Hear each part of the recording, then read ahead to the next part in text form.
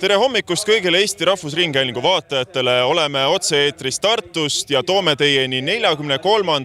Tartu Rattaralli.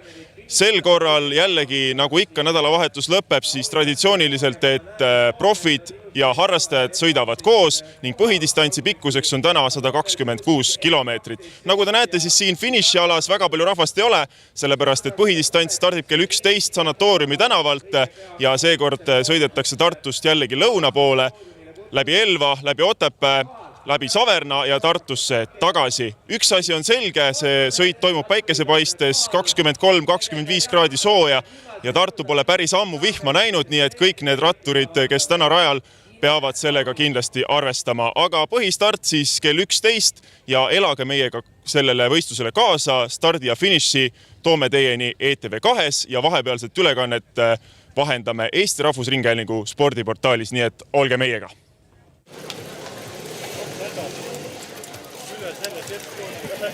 Hello, also now in English, and thank you, Johannes, for this Estonian introduction. And yes, hello to all the cycling fans and enthusiasts, and welcome to the 43rd edition of Tartu Rattaralli, where thousands of cyclists have already started or soon will start their race. My name is Tanel Rungi. I was part of the Rattaralli's organizing team for 4 or 5 years, some years ago.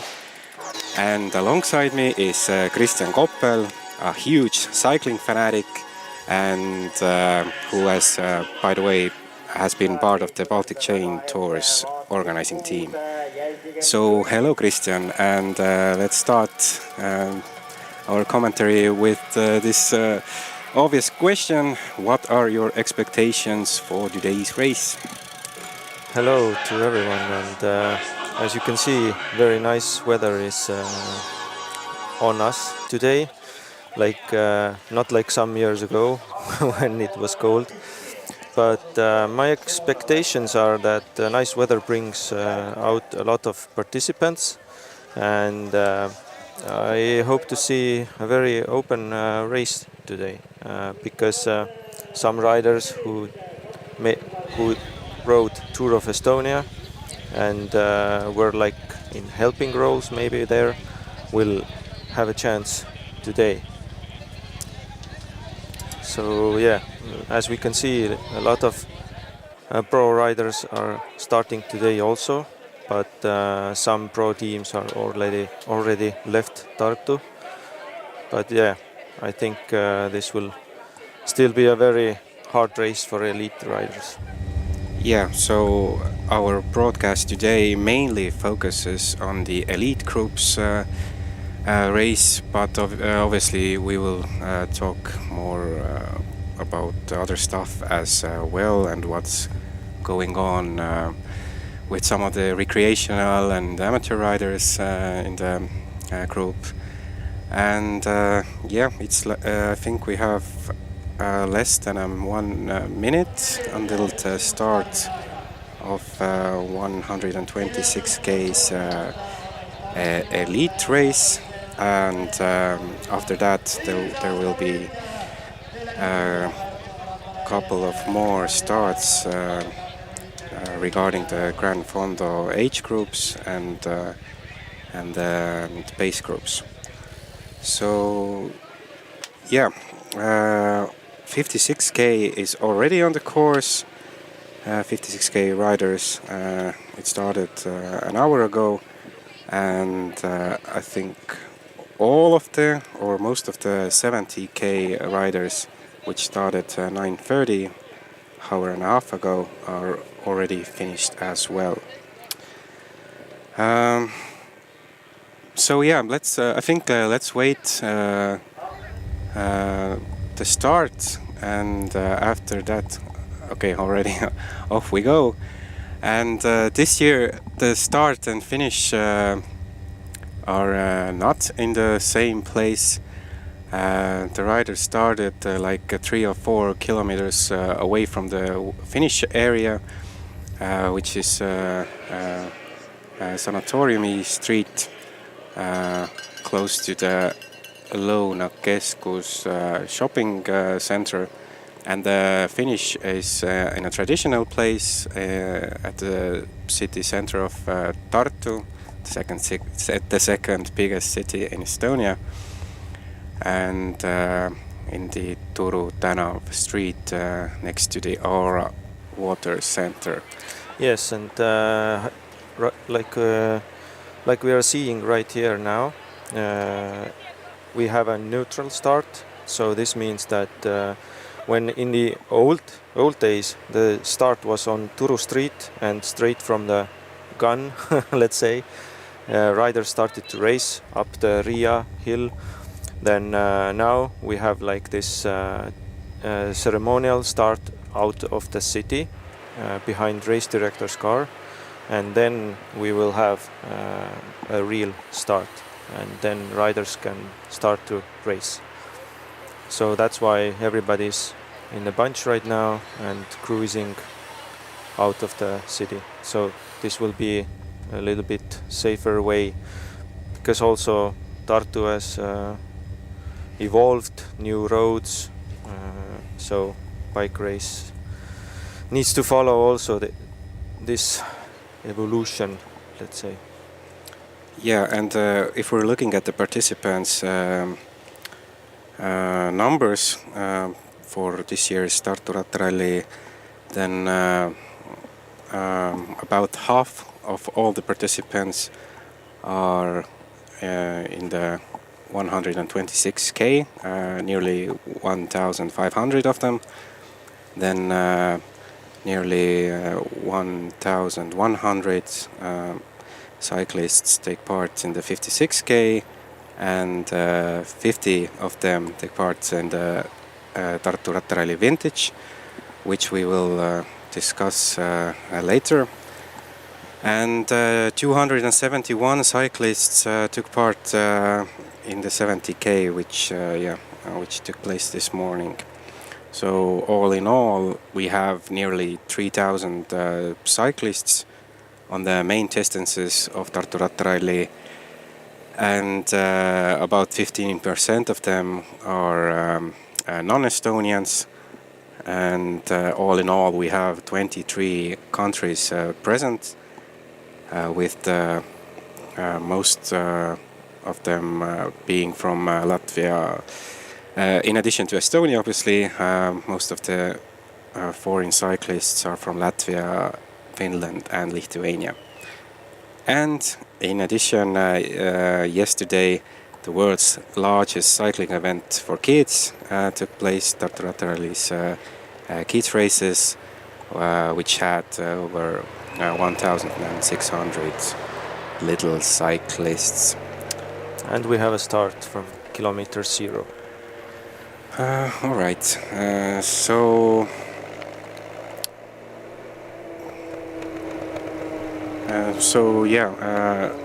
I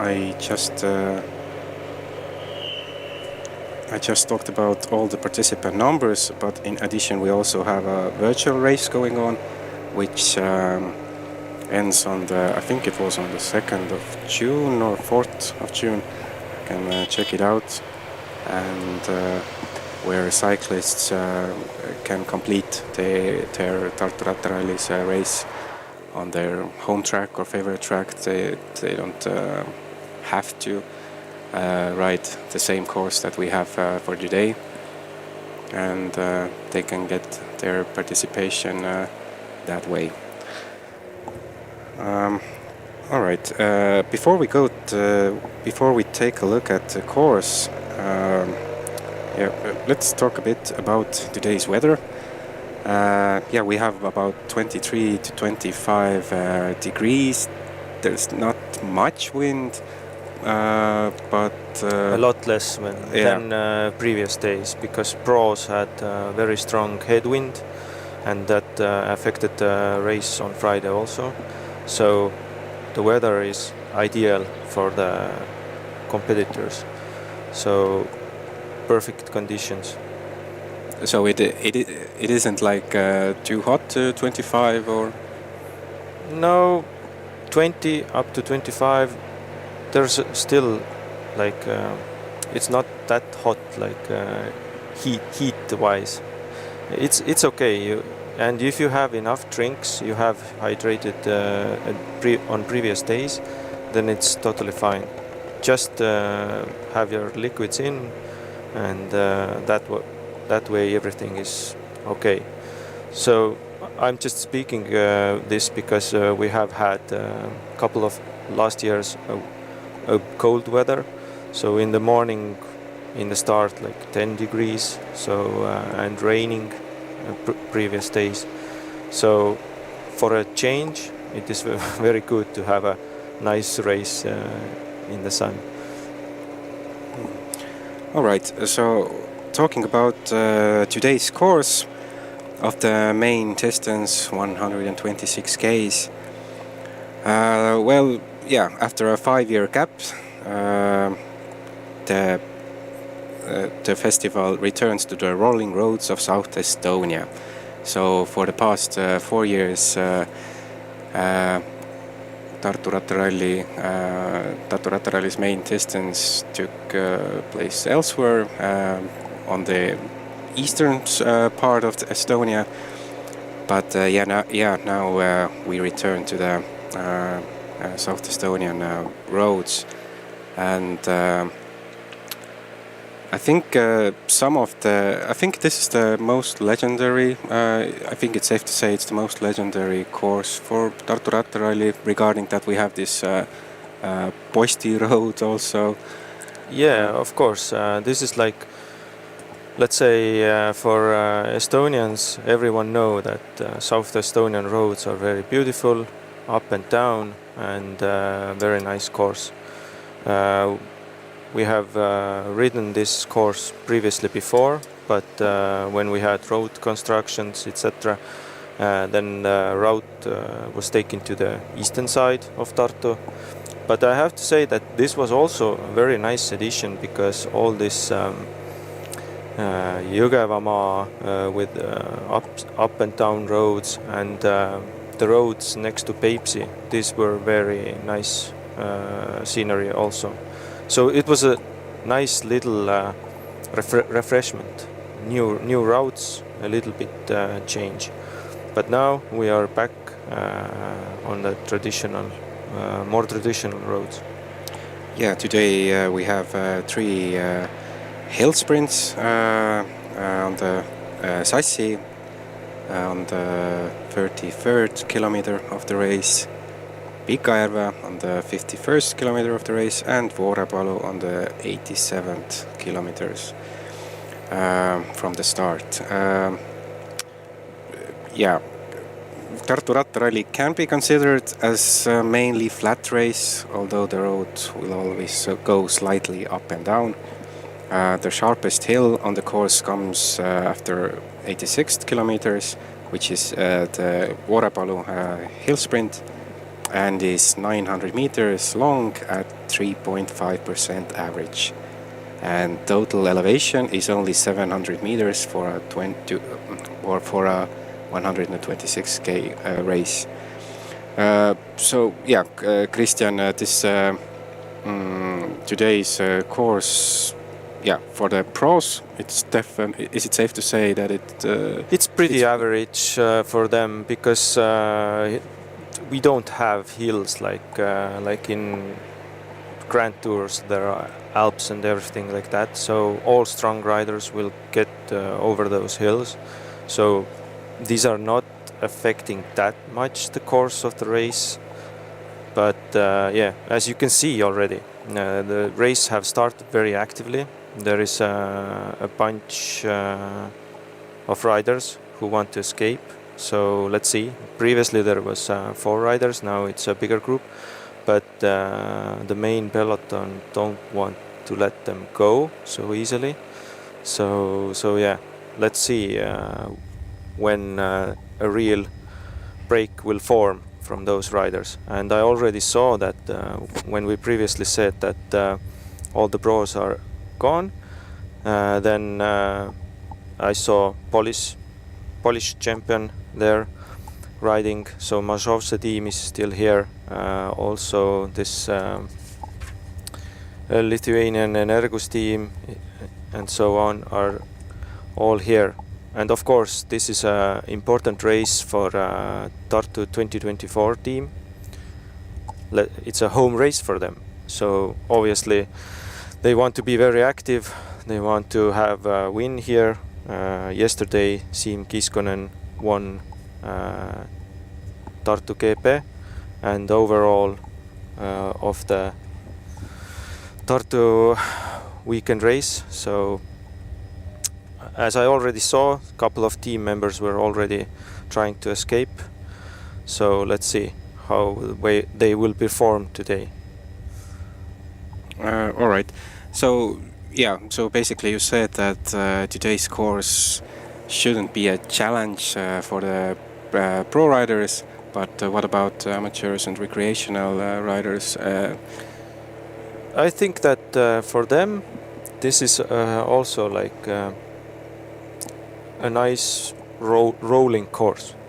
Yeah, definitely the uphill parts are a little bit hard, but still, if you have trained, ridden, then there is not much of a surprise.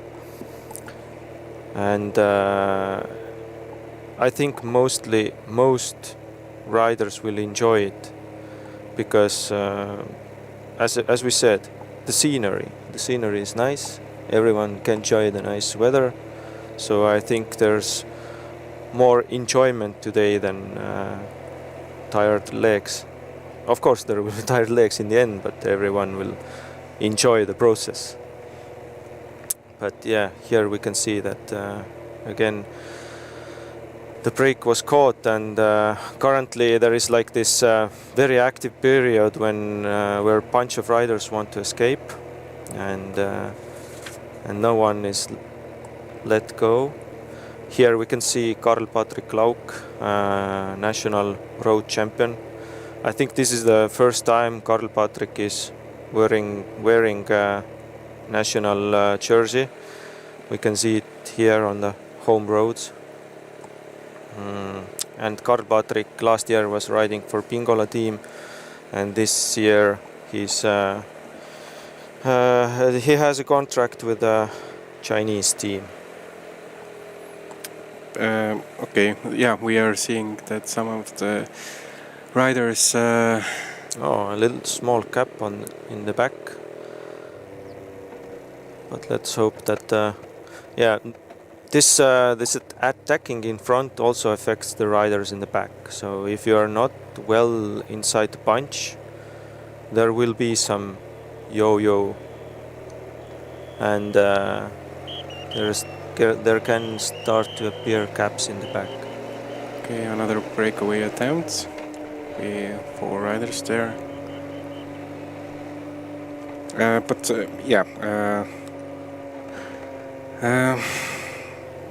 If we're talking about your predictions, Christian, will we have a big group finish? Do you reckon, or will the winner come from the breakaway? A smaller group finish, a solo ride?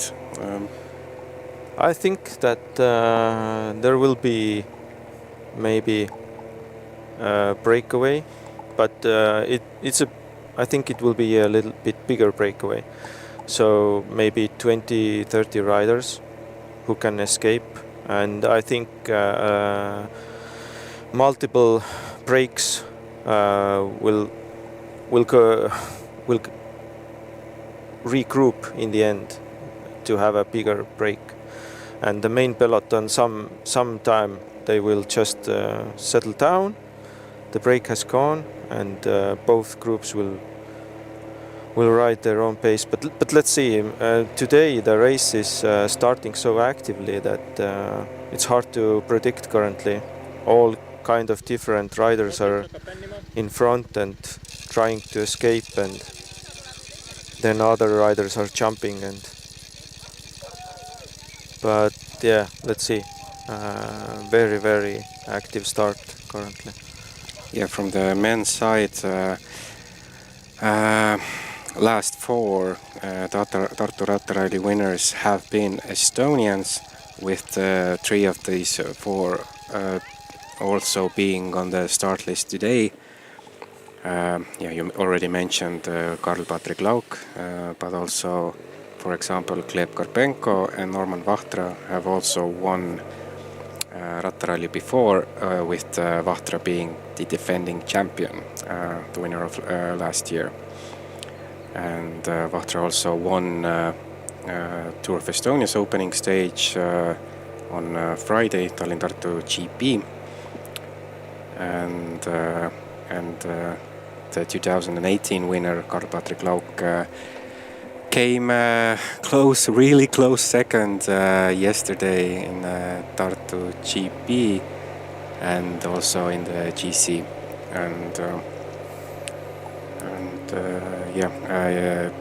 Yesterday's Tour of Estonia Tartu GP winner Siim Kiskonen from the Tartu 2024 team is also on the start list. And I would add some names in addition to the mentioned ones, also to the favorites. I think probably we should keep an eye on Martin Laas, Rait Tärm, and obviously Mihkel Räim. And in general, I feel like there is quite a good chance that today's win could go to Mongolia, because we have a Mongolian team. Just a second. We have on the start list and on the course already. We have this team, Ferrei Quick Panda Podium Mongolia team, which is registered in Mongolia, and which has 4 Estonians and a Finn, Antti-Jussi Juntunen, on their roster.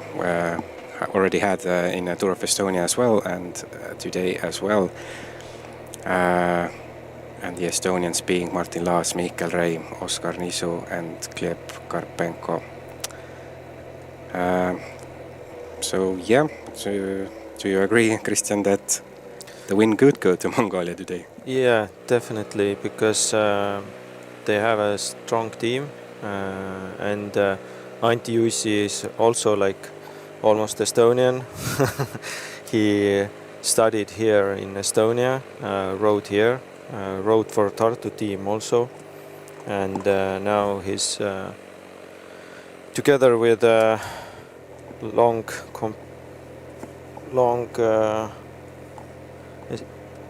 Estonian athletes who together with who he has raced together in races and teams and etc. So they know each other very well, and it seems like that their team is very interested also of today's race, because we can see here a lot of their riders in front. I saw Gleb already, and now they are also trying to pull back the riders. So Alex Krust attacked, wanted to go together with Christoph Prangel, but that didn't happen. And here we can see already strong women who raced yesterday Tour of Estonia Ladies Edition. Also trying to keep up with the elite men and trying to... this is on Kristiina Allik here in the back of the peloton. So yeah. Yeah, I just wanted to give a shout out to the Club Tartu Marathon organizers for the initiative that they called like 3 years ago when they launched Ladies Tour of Estonia. I think it was a great idea, and yesterday was the 3rd edition of Ladies Tour of Estonia, which was won by Elina van Rooyen from Netherlands, and she finished just ahead of Lithuanian Olivia Palešytė from National Team Lithuania, and both of them are in today's race as well. And Eline van Rooyen represents continental team Coop Repsol, and this team is represented in today's race as well, and also has Estonian ID Gerde Tuisk on the roster. Yeah, and the second place, Olivia Baleshaite. She's a pro track cyclist, so it was a finish that really suited him. Coming from track, doing a road race, and having second place is not bad at all. She was also the national champion for Lithuania last year, so she can race very good. No problem there. Yeah, and she's very experienced. What I wanted to say, both track and on road, but her main focus is track cycling. Yeah, and let's see if Estonian Elisabeth Ebras can get her revenge from yesterday, as she. And here we can see now a 56-kilometer distance winner finishing.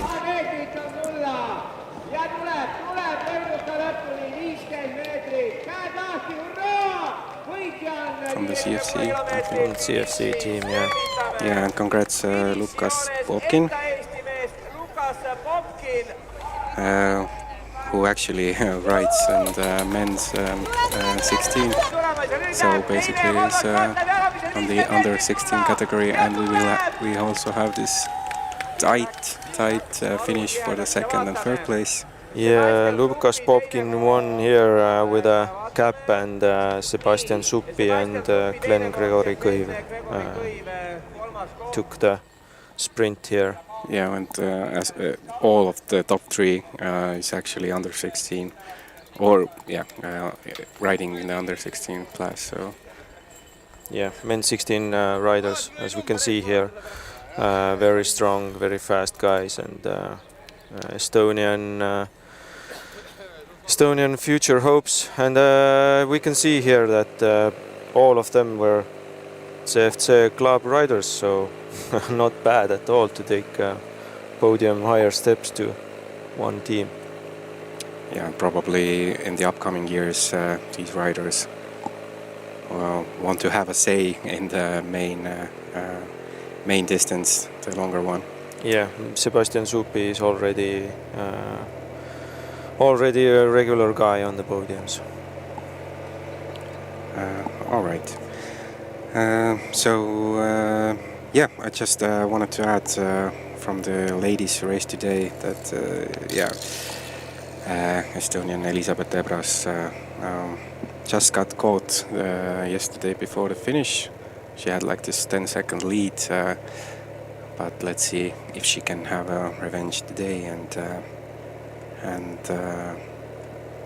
maybe even get a win. So yeah, we'll keep an eye on the women's race as well. But coming back to the 56K race, why this distance is also important is the fact that we have 4 riders today who have participated in all of the 42 previous Tartu Rattarallis and are also on the course today. And all of them are today taking part in the 56K race. So let's give a grand of applause to Margus Merisalu, Johan Laas, Kalju Koch and Aivar Paapsi. Yeah, Kalju Koch is a legendary rider and real Estonian vintage hardware, let's call him that way.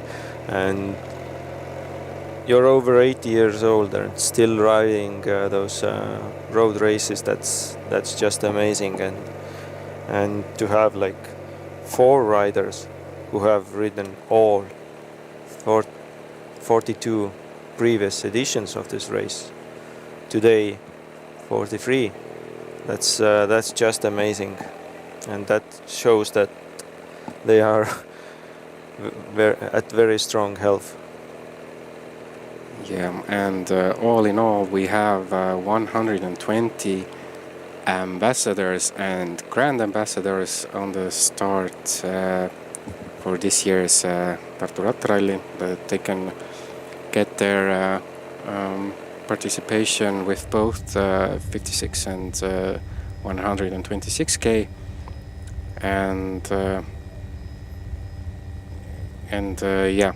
grand ambassadors and ambassadors. By that I mean riders who have participated for 20, 30 and more times.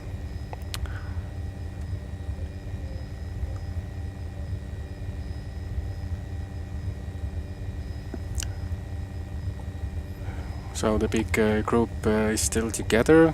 There are some. No, there is a small escape already. We can see here Karl-Patrik Lauk. We can see Oskar Niisu. He likes to be in the breakaways a lot.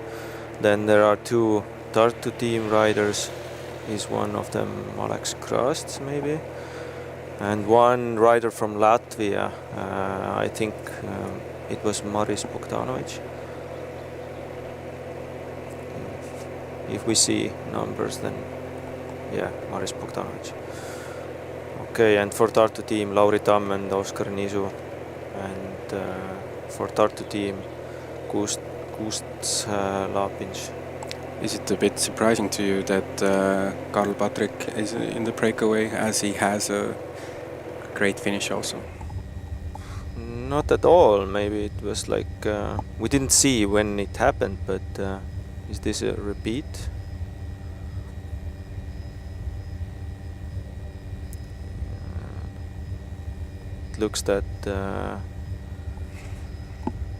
It looks like the initiator was maybe Karl-Patrik himself. Came from the left very quickly.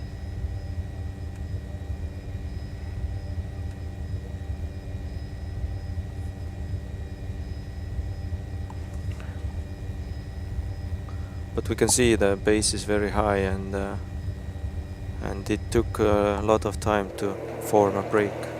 So, okay, we have now somebody wants to join the break from behind, and as I saw, it was it's Norman Vahtra.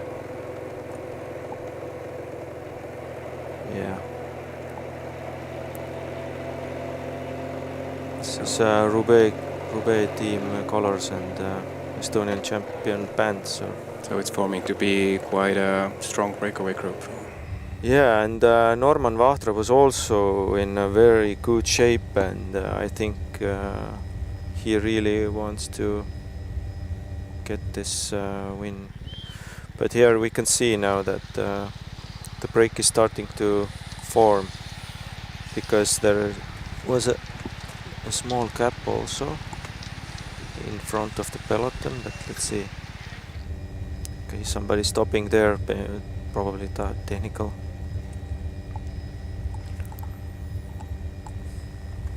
But if such strong guys get in the front, then yeah, the break can go to until the finish. And if Karl-Patrik and Norman are there, then we might have a sprint finish. Let's see. Yeah, and the pace is high, as you can see. The peloton is stretched out here in the downhill parts, and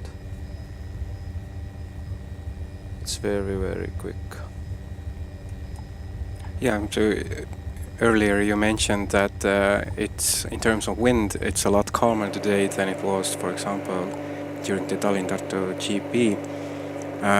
Today's distance is also like 40 k's, 40-50 k's shorter, but all in all are there any similarities with the Friday's stage, or are these Tartu Rattaralli compared to the, for example, the first stage of Tour of Estonia? They're totally different animals. They are different because Friday and Saturday event, or let's say Tour of Estonia together, this is a pro race, and pro races are always a little bit more controlled. Teams know each other's riders. They know what weather conditions are, where the wind is from, and etc. etc. Here today we have also a lot of amateur, strong amateur riders in the bunch, and this can lead to a little bit unpredicted race because you don't know what are the plans of those guys, and they are more rest. They didn't race 2 hard days, and they are fresh coming here, mixing up the situation. But here we can see the gap is not that big actually right now. Peloton can see them. They are working actively here, but let's see if the gap will increase or the peloton will catch them anytime. Also, yeah, it depends if we have here, like for example, 6 guys, but 4 stronger ones, and they also don't maybe want to drag some weaker riders up to the line. So let's see what is the dynamic here in the break, and what happens in the peloton, because maybe some guys in peloton will wake up and see that we have to catch them. So yeah, and also the gap is still, I would say, relatively small. So. All right, and if we're talking about possible teamworks and collaborations between the riders, since it is not a pro race, it's a popular sport event, mass sport event, can there be any like cooperations between, let's say, for example, Estonian riders who on an everyday basis drive for different clubs? Are these sort of cooperations also possible in today's race, which maybe wouldn't be an option in Tour of Estonia? I don't know, because here, as we can see, still the biggest teams are controlling the race, because I don't believe that they will, like different teams will start to work together. Maybe if some team has they have let the break go without their rider, they start to ride and pull back, but here currently the biggest let's say teams or favorites have their riders here inside a break, and the break will work together to get as further away as they can. So their goal is to go up until the finish line together. But I don't think that behind different teams will start to work together. Maybe if they agree on it and the race situation demands that. But otherwise the peloton is relatively big, and I think there are like they are watching at each other, like if you want, pull it back, or like attack and go and join them if you can. But let's see. It seems now that they maybe will let this break go, or they don't have enough. Other riders don't have enough gun power to join them, and for others this situation is good. But right now, who didn't have anyone there was our so-called Estonian podium pandas, like you said.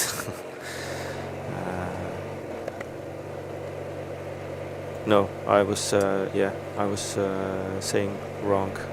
Oskar Nisu is there, so for them it's okay.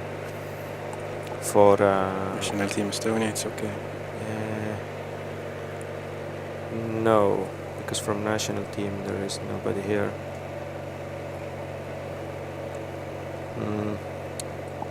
Yeah, for Karl Patrik is here. Yes, but Karl Patrik, please.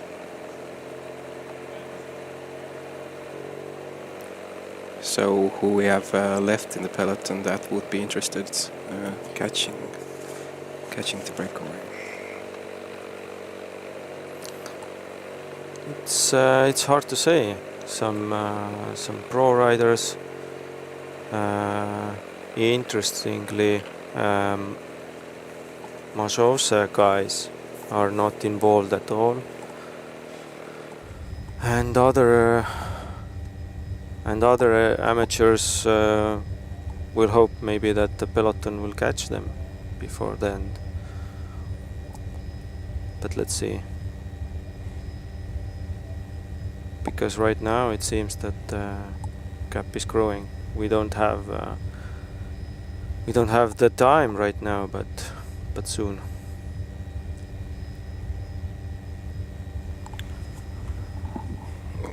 I think for the pros, today's the 126 Ks is for pros.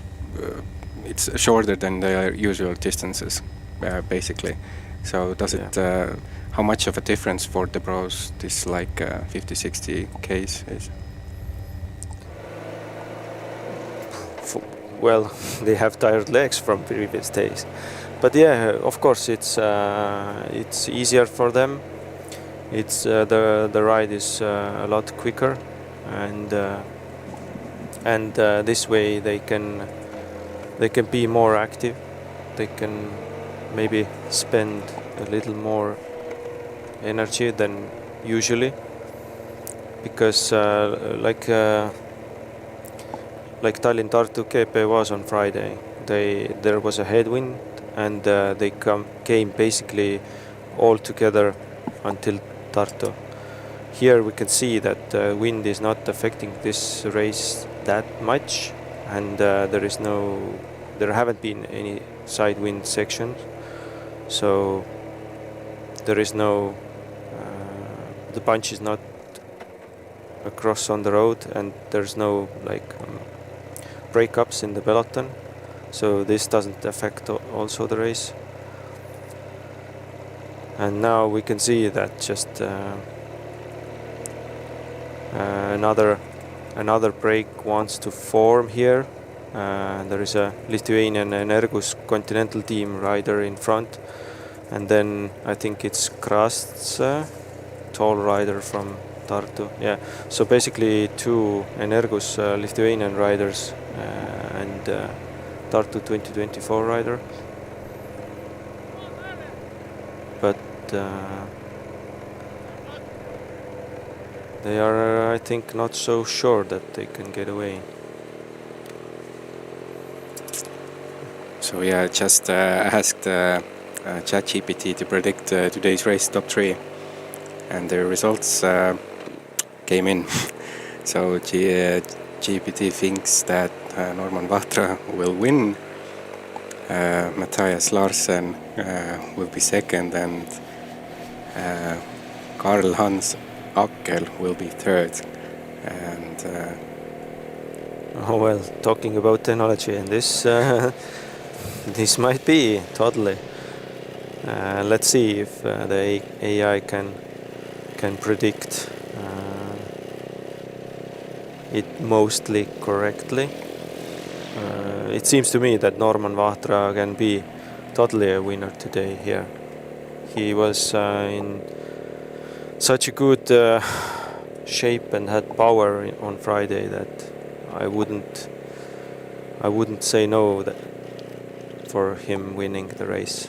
And here we can see that Oskar Nisu is taking the uphill finish from Sassi, and other breakaway riders even won't participate in that. So first is Oskar Nisu, second Karl-Patrik Lauk, and third is Tartu 24 rider.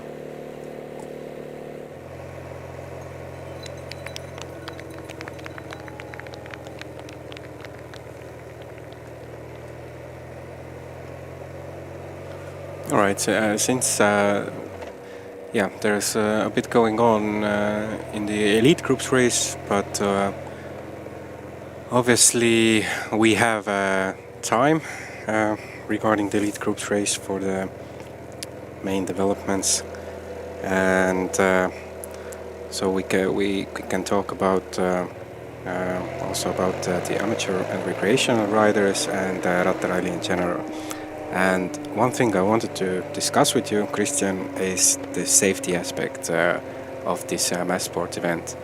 And because when I was more involved with the events organizing, it was like this really hot topic. But it was like 5, 6, 7 years ago, and since then I feel like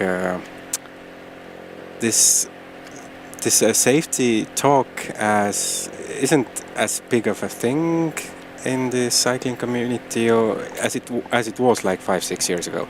But obviously you can, Christian, correct me if I'm wrong. And if we're talking about today's race, these group starts and wave starts, they obviously help with the safety aspect. But what is your take in the cycling culture in Estonia? Has it got more safer? Are the cyclists more aware how to be more safe? What do you think about that? Yes, safety have been a very big topic this year because we have seen horrific crashes even at Pro Tour racers. So as we saw that crash at Spain, what took out the Tour de France, previous Tour de France winner Jonas Vingegaard. So it is a big topic, and as we can see here, we had a neutral start outside of the city. And why is that? Because when everyone saw, there was a lot of road furniture on the road. The roads are rebuilt, a lot of road furniture added, and this makes a mass start very dangerous, because riders are in a big bunch, and if you have a safety island in the middle of the road, somebody might not notice it, hit it, have a big crash, and so on. So yeah, that's why this Grand Fondo format also is a little bit safer, because we have gaps between the age group starts, and this gives a more safer way to get out of the city, get to the bigger, safer roads, and this way we don't have big crashes in the beginning. Because I remember that even here in Tartu there have been accidents where riders have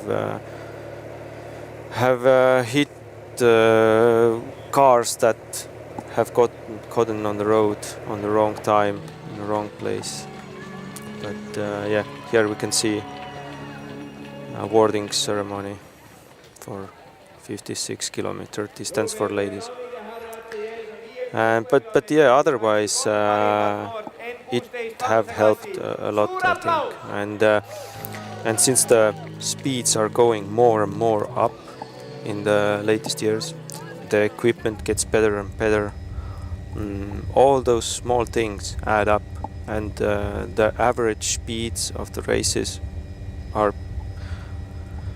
like, let's take from 10 years ago time, the average speed is like 5 kilometers or more higher now. So races are getting more faster, and this will And safety is an aspect there. The higher the speeds, the more we have to look at the safety. So yeah, I think that the changes that we have been made are good and make the starting safer. Yeah, good points. But do you also feel like riders who are competing for, I don't know, for spots like 500, 600, 700, that compared to some years ago, now fortunately they don't feel like they have to push themselves to the limit, and therefore are also more safe regarding other cyclists on the course? Do you feel like this mindset has shifted a bit among these riders, that you don't have to beat your neighbor? Yeah, partly it has, but in the beginning, for me, the age group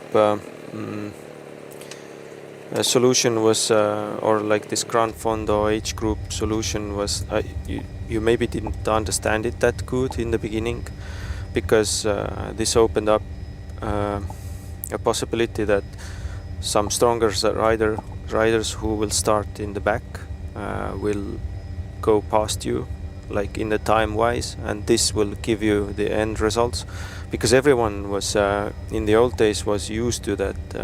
We had a mass start, and who wanted to finish in the main peloton, they had to make their moves already in inside the city already from the start.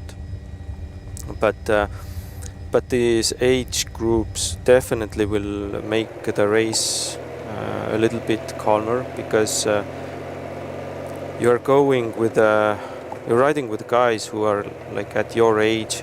They have the same physiques, training levels like you do. So you are together with more of, let's say, your type of riders. And as we could see already here, behind the main peloton, there is like pro riders and strong amateur riders together, but still some amateur riders are already struggling. And if you are falling out of the main peloton and left riding alone behind, then it is possible that you will lose more time than you gain. And riding together with your own age, same strong riders, and just working together, this will end up even maybe for a better result than trying to keep up with the pros, let's say. So it seems like the gap has gotten a bit bigger now. Yeah, definitely. And it seems that those riders will go far away together. We have 87 kilometers to go. But let's see what happens in the peloton, if somebody will try to animate the race in the second. From this shot we can see the gap also. Yeah.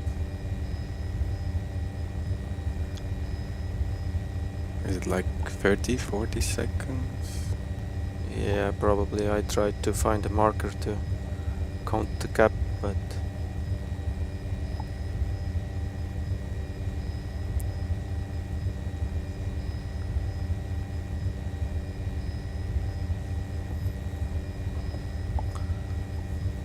yeah, this twisty road helps the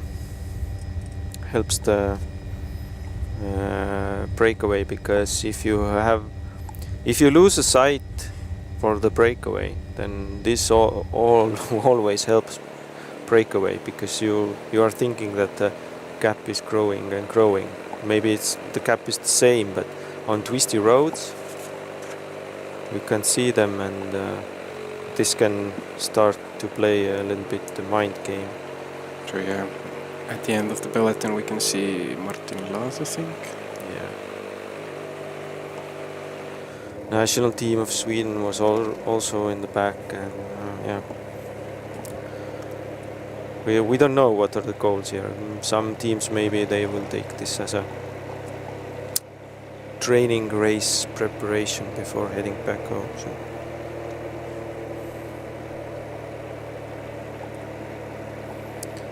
But strong guys in the front, and this seems that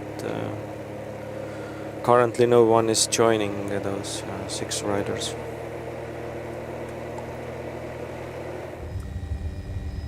So out of this breakaway, who do you think would fancy a group finish, and who would like to end things without a group finish? Who's fast in the bunch sprints? Norman is fast, Karl-Patrik is fast. I currently can't say what shape the Maris Bogdanovic is. It's hard to say. Haven't seen him racing a long time. But we can't forget that strengthening numbers. There are 2 Tartu 2024 riders. They are. If others are like everyone is alone, then they have strength in numbers. But let's see if this helps them in the end. But they can have those cat and mouse games in the end, and etc. So they have cards to play with. So yeah, Maris Bogdanovic probably is in good shape, since he finished second in Tallinn-Tartu GP behind Norman Vahtra. Yesterday, yeah, on Friday, yeah. Oh. So right, on Friday, yeah. But if I'm looking at the Tallinn-Tartu GP results, for example, then there seems to be a bit of similarities, because since in the top 6 we had Norman Vahtra, who won the stage. Bogdanovic was second, Oskar Nisu was 5th, and Karl-Patrik Lauk was 6th.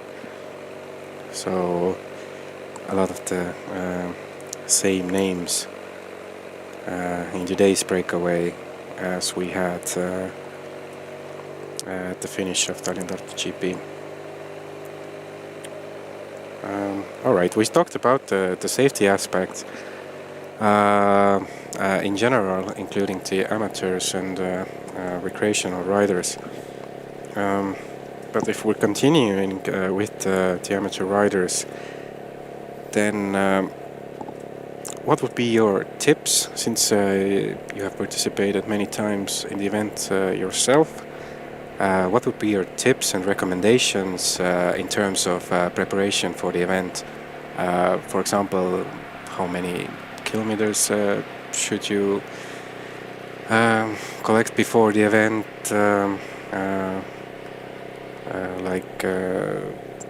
That in order that the event would be comfortable to you, and yeah, maybe some tips and recommendations, Kristen. Yeah, well, I think that you don't need that much of the base kilometers, because we are talking about, and the goal here is that Tartu Rattaralli is a Grand Fondo race, and its main goal is to be a race for an average rider. Of course, we have here in front we have let's say pro riders. They train, they get salary from cycling, etc. We have strong amateur riders who train a lot. But if you are riding regularly in the spring, doing 2-3 rides in a week, then I think it's doable for everyone. If you choose a longer distance, then yeah, it would help if you would have longer distances in your legs, let's call it like that. So try to do longer rides in the spring, just that you wouldn't feel hammered already on the middle of the distance. And since it's a group ride, you always ride with someone. You don't ride alone, so you don't have to fear that you have to push all this 127 kilometers alone. But maybe start, if you're coming first time, then maybe start with a half distance. This will give you like very good idea what is group ride, and the distance is more comfortable. If something happens, you will still come home with a good mood and so on. So yeah. But if you asked about it, then yeah, riding is the key. Like ride regularly, as much as you can before the race, and this will help you to get through it.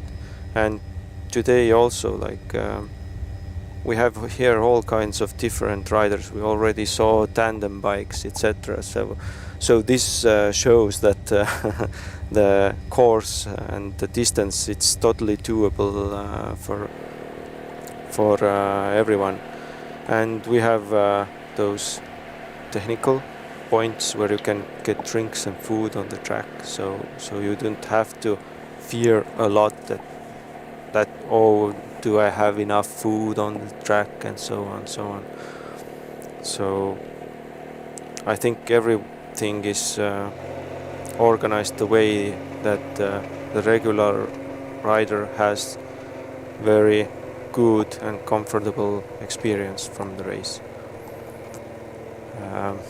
So, for example, if you're coming to your first Tartu Rattaralli and you're aiming either 56 or 226 Ks. 100. 200. Yes. A little bit ultra. Yes, 126 Ks. Is it recommended that you have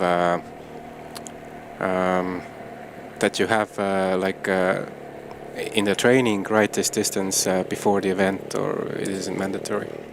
It would be good and wise to ride this distance once before the race. Then your legs know what is this distance, and the race day will go smoother for you. Because the factor here is the time. You will spend a large time on the bike, and if you train only 1 hour, 2 hours, then after 3 hours you will start feeling the distance and the course in your legs. Also, it's very important at those distances to eat, to drink. And if you feel that you want to drink, then it's already too late. You have to keep yourself hydrated. Yeah, starting from the beginning, and drink regularly. All right. Just keep in mind, like, drink, eat, and so on. I know it's quite a broad topic, but for the amateurs, Sunday racers, let's say, how much of a role does equipment and bike play in general? I would say that not that much, because there is like two different scenarios. If you have like a carbon road bike, or if you have aluminium road bike, we're talking about frame. But all bikes nowadays are very good. The level is consistent between the bike brands. You really can't say anymore that this bike is like hundreds of better than the other. There are small differences, but for average user, they really can't feel it. You just train yourself and get faster is what I would say. Because we've seen already on the races that you can have a like random dude come and drive more quickly than you if you haven't trained properly or are overtrained coming into the race, and your body is tired and so on. And so yeah, I wouldn't say that equipment plays a big role. The more the back you are, the less I think it plays a role. It plays a role for those pro riders here in front, because these riders are very equal in the training level, and that's why they are seeking every advantage they can find. So they need those advantages to be quicker than a competitor. Here we see that already some women are having trouble with the tempo from the main peloton, and yeah, if you have a lot of pro riders in the peloton, then the pace is high all the way from start to finish, and some riders will feel it. And now after Otepää we can see that we are going towards Valgejärve and already some riders have attacked on the hilly parts and tried to escape also, so this will create a second break for us on the road. Here Oskar Nisu is pulling the first brake. Yeah, and we can see the cap is 36 seconds for those 6 riders. Yeah, so soon we should have Breakaway mountain finish split times as well, and then we can also check the women's standings as well. Yeah, but peloton is going here hard uphill, as you can see, and they are not letting anyone go. And is it Mihkel Räim who is in front of the peloton? Yeah, it was Mihkel Räim was pulling it together, and now Peeter Tarvis Jr. is in front, so the second break didn't happen 500 meters for the sprint finish, intermediate sprint. Yeah, since from the camera angle we often can't make let's say relevant and good conclusions, then have you rode this hill yourself also? How steep is it, or how hard is it? I raced it the last time when the Tartu Rattaralli was on that course. It's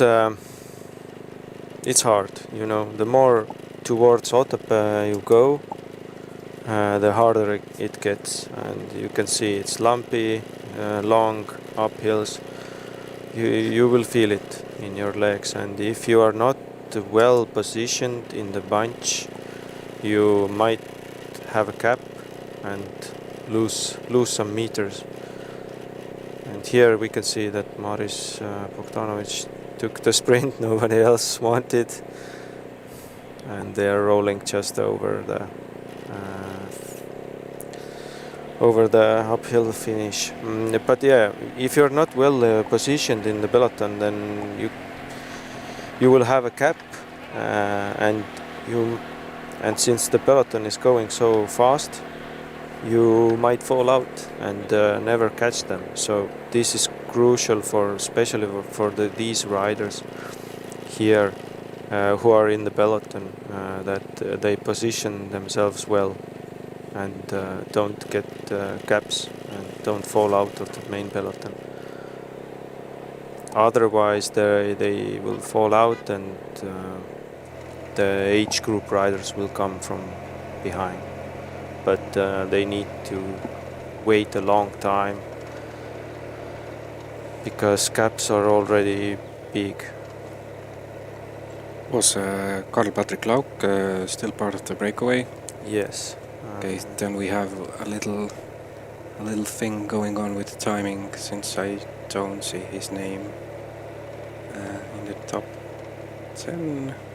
He was second to take those Yeah, points then there. it's a little timing error. But here we can see that this long uphill, the pace is hard, and here again riders are trying to get away. Now Siim Kiskonen is trying to see if right arm is with him, but will they go? What the peloton will think? So if right arm would join the first break, then also right arm and Norman Vahtra could work together and have strength in numbers, because they are riding for the same Roubaix Van Rysel team in France, the very strong continental team.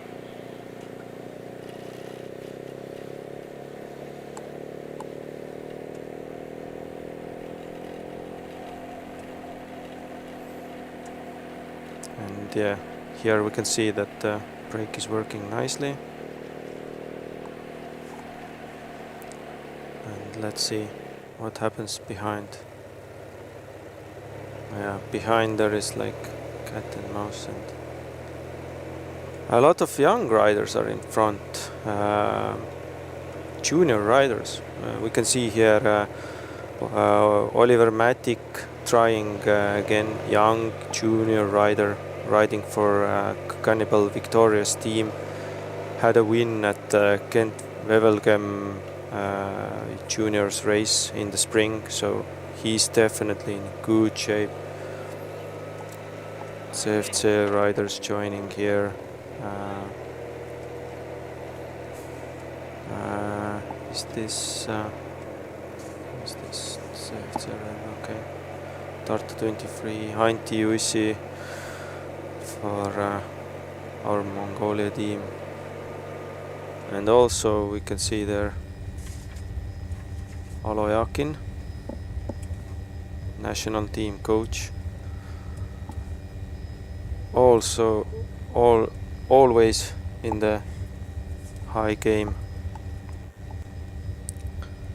He's retired now, but like we see here, working 2 days for national team, guiding riders to wins, and now taking part himself of this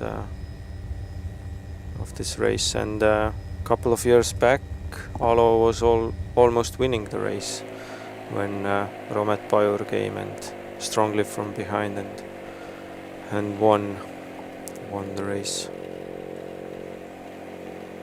Yeah, in the men's lead group there is also currently top woman represented, and in the women's classification, India Grangier, I hope I spelled it correctly, from France, is at the moment 4 seconds ahead of Swede Stina Gagevi and Pole Martina Žesna, with the top Estonian being currently 5th, Elizabeth Debras, just 6 seconds behind Grangier. So we'll also keep an eye on the women's classification as well. Yeah, it's definitely a hard race for our Estonian women who are racing here, because foreign ladies are very, very strong, and to get against them, it needs big effort, and maybe trying to go work to bring back and get the best of those riders. Let's see. Kristel Sandra Soonik definitely favorite, and Elizabeth Debras was strong at the Tour of Ladies. So we will see. Let's hope the best for Estonian ladies.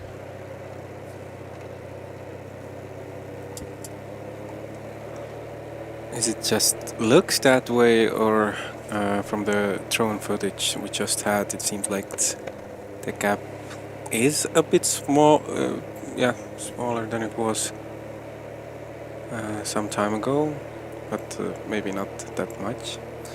It can be because we already see that the riders are coming very fast downhill, and it seems that this break is not going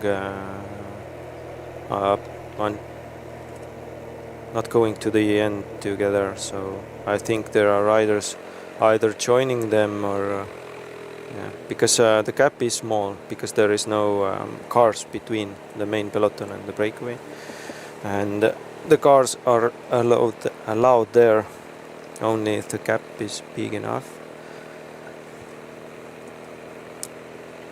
But it seems that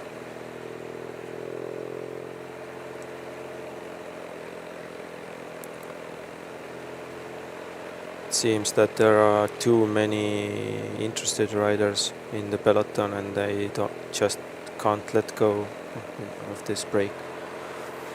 But all this scenario plays favors for different teams who are sitting quietly in the bunch, and they can come out and show their firepower towards the end of the race.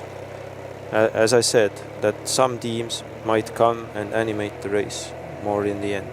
Like for example, this Karl Russ team there, all the riders in the bunch sitting, getting water from the cars and just waiting for the right moment, because if the gap is not big enough, the peloton is controlling it right now. Maybe they just let them go 20-30 seconds, they know that they will take it back. So it's a little bit planning question, or also we don't know those foreign teams, we don't know their plans. Maybe they will soon come in front, turn on their engine, and like 5-6 riders will pull a long time and they will catch everyone. But now the peloton is probably more calmer for a second, because we saw riders eating, and you can do that only if the pace is slowed down. But yeah, we see that definitely here is riders attacking from behind and want to join the front breakaway, and relatively big groups are coming from behind. So soon these 6 riders are joined by a larger group of riders.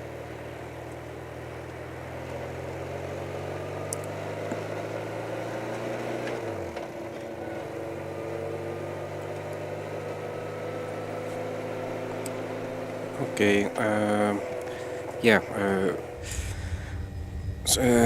couple of minutes ago we talked about some equipment recommendations and about the importance of bike. But what about, since it's quite hot today, what about drinking and eating during the race day, for example, for let's say average amateur? Maybe you can describe your race day from the morning and how it evolves, and give some tips also. Yeah, that's a good topic. It's a little bit personal, but mostly you start to you start to eat and drink a couple of days before, and by that I mean that you need to get all the energy back inside you and have even make your reserves bigger, let's say like that. So usually the last day before the start in the evening I will have a strong dinner and eating food that is like usually it's a pasta with chicken meat, because you want something that is easily digestible so that your body would not work all night when you're sleeping, and to have a better sleep. I'm also drinking a lot of mineral water day before to prevent cramps and stuff like that. Also some riders I recommend to take those liquid magnesium shots to avoid cramps on the race day, if you know that you are in trouble with cramps. And that's a regular thing for you. On a race day, this distance, I would bring 5-6 gels with me, and also snack bars, just to have solid food also with me on the course. Otherwise you feel totally empty in the end. And yeah, you need to like calculate and follow your regime to get those gels and bars in. I would probably eat, like, it depends on the time that you are spending on the course. Let's say if we ride like 3.5 hours, for example, then I would like take 6 gels, 2 bars maybe. It's totally different for those elite riders. They will get stuff from the cars also, and they have feeders on the course, so they consume everything on the bike and don't take as much with them on the bike. But yeah, I usually take 5 to 6 gels and 2 regular, let's call them energy batons. And after approximately, if 1 hour is ridden, I will take 1 bar, and the other 1 hour after that. So this is on the course, and gels a little bit more often, because gels affect you straight away, give you energy boost more quickly, but they are not enough to get you over this distance the whole day. So you need some solid foods also. But in the morning before the race, I would eat, like the last time I would eat is definitely like 2 hours before the race. This is the last time. You can't like eat too early, but by having like dinner in, I don't know, like today we had a start at 11. If you eat like 6 in the morning, that's maybe too soon. And then just eat porridge in the morning. Maybe somebody will eat muesli.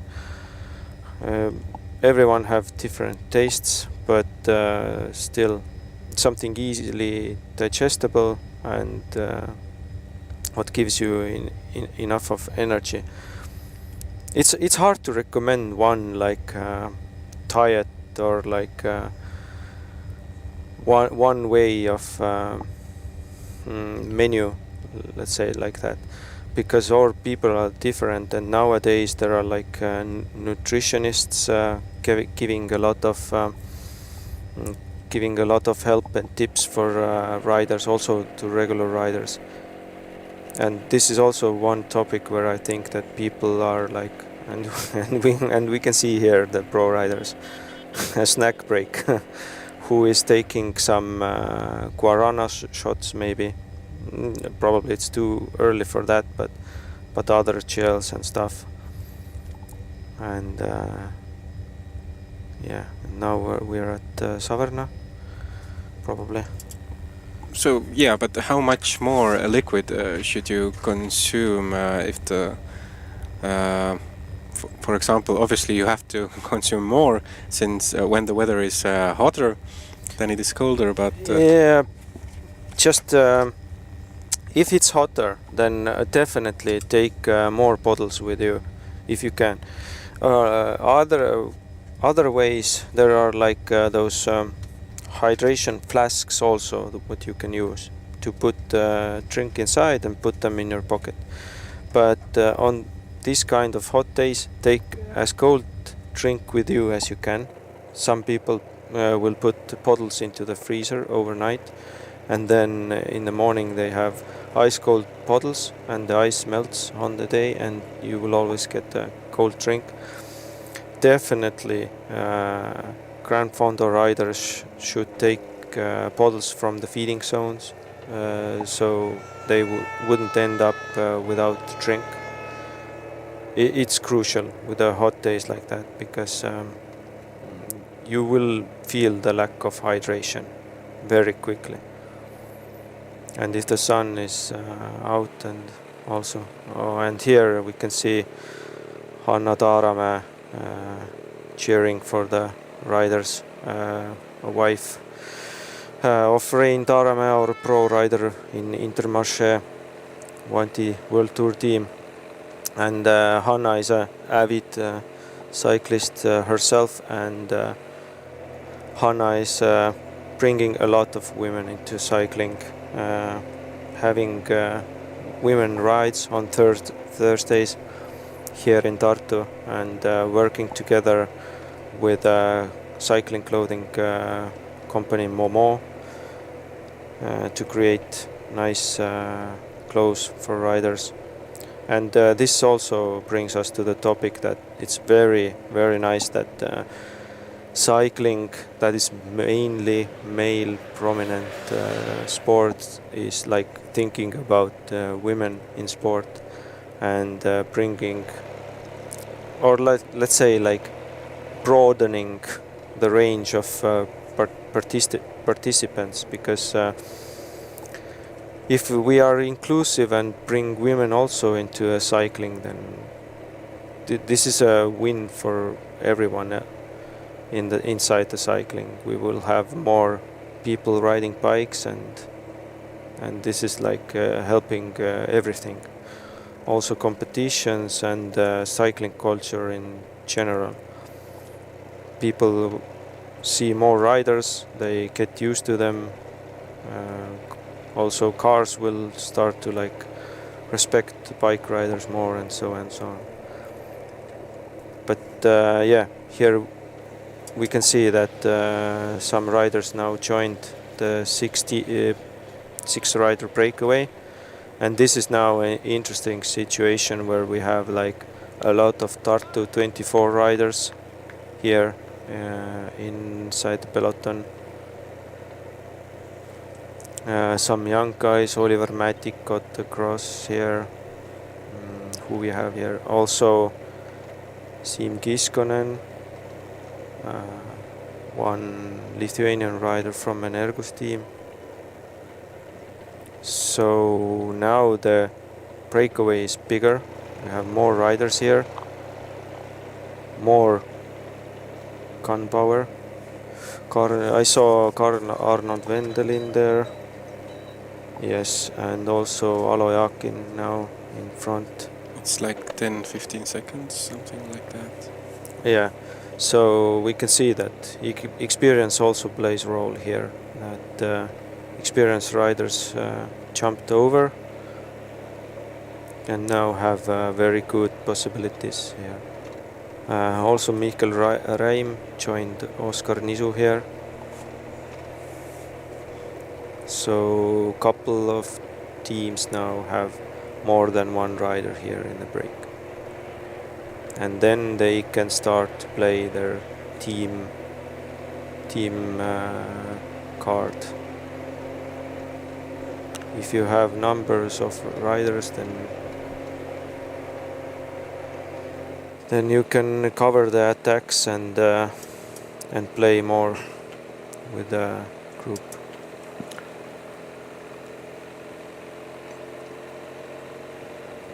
How much you think is the difference between yearly kilometers between current pros and let's say for example a former pro Alo Yakin, what it could be? I think that Alo Yakin is still riding a lot. Even if they go training camps, he has time to ride his bike, but definitely pros are already, I think, on 15k, 15,000k course here, and I think Alo is maybe, I don't know exactly numbers, but let's say if Alo rides also like has already 3,000, 4,000 kilometers, he has such a good base that he knows how to train, that he will be in a good form very quickly, and that's the key here. He does the right trainings. Let's say like maybe less training kilometers, but the kilometers are more quality ones, and they give a big effect here. And I think that from the experience also, Alo can ride that he's not spending himself that much here. Following wheels, going on the right moments, and this is crucial. If you have a good nose on the race, let's say like that, and you can follow the race, read the race, then yeah, you can do a lot. But of course here the guys who are racing daily, then they are strong and they have more that energy to spend. But now there is like one rider trying to come over also. Let's see, spending a lot of energy, but yeah, soon we will see who it is. But it seems that the main peloton is now like getting more calm, and I think there is not a lot of guys left who are willing to make that jump over to the break. So yeah, okay. The bigger the breakaway gets, the bigger also the possibility that they are staying ahead. Yeah, and here we saw that Gleb Karpenko had he wanted to get the car, maybe some drinks, maybe something else, some food. Let's see. Yeah, earlier you mentioned when we talked about Tour of Estonia that the previous 2 days may play a part, that they even the pros, they feel it in their legs, but still how big of a part how big of a role it might play the previous 2 days. Well, I think that like looking at those guys here, like for example Oskar Niisu and Mihkel Räim here, and they are used to racing multiple day races, stage races. So this is 3rd day for them. Let's say if you have a week-long tour, then this is not a problem for them. They are used to it, and just another day in the office. What here is the topic is that we can see those young riders here, Oliver Mätik and some other guys, Karl Arnold Vendelin here, and Alo Yakin. These are 3 riders who actually, and they are the only ones who didn't race Tour of Estonia. So they are a little bit more fresher They are a little bit wild cards, but all the other riders here, they raced already on Friday and Saturday, so there is not that much of a surprise. And for these guys, this is a typical scenario.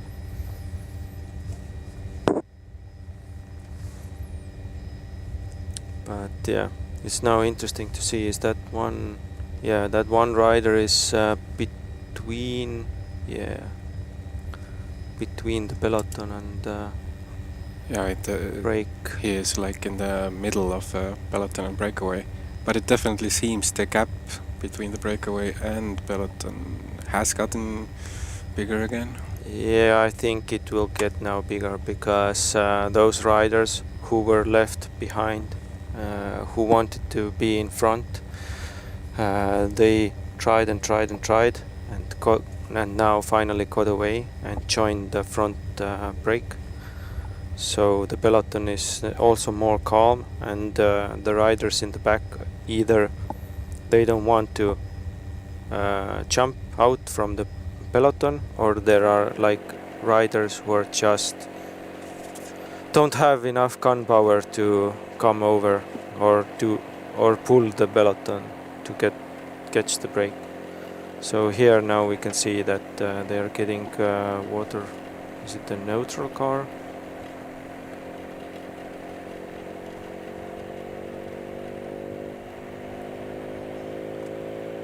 Yeah, so riders are getting drinks. Seeing Kiiskanen. Yeah, we just saw Mikael Reim also getting a drink, and a bit surprisingly, maybe, he is one of the riders who hasn't yet won Tartu Rattaralli. But Yeah, definitely. but for even if he doesn't win this year, then for many more years he will be still one of the favorites in the race, and there is quite a big possibility that eventually he will get that win. Yeah, but I think that it's a big goal for them today because they have Oskar Nisu here. They can like play a lead out or something like that. So let's see. But my biggest concern here right now is that Tartu 2024 team has so much riders here that they can they can do crazy attacks in the end. They can let like one rider to go. They can play different cards here, and they can do contra attacks, stuff like that. So in the end, yeah, the break is strong. There's a lot of strong riders, but now it depends like if they can outplay the Tartu 2024 team, who has strength in numbers here for sure.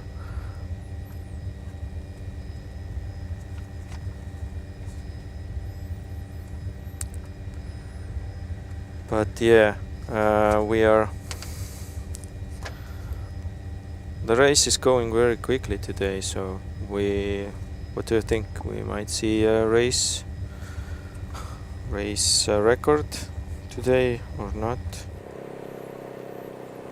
It's pretty quick.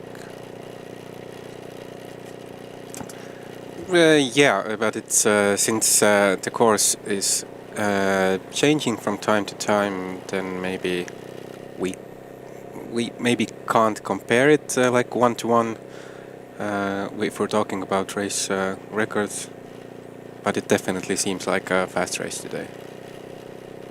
Yeah, and a lot of strong guys are like Okay, giving that everything that it would be a fast one. So yeah, you mentioned that we have a lot of Tartu 2024 riders. I think 1, 2, 3, 4 at least it seemed. Oh yeah. But So it's a lot. how many? So from the Mongolian team we have Only two. Yeah. Mikael Reim and Oskar Nisu. And then this Estonian team. Was it only Karl Patrick or...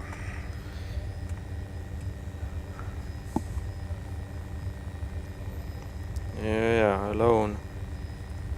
Also, Alo Jakin is riding for his team Peloton. Oliver Matic is alone.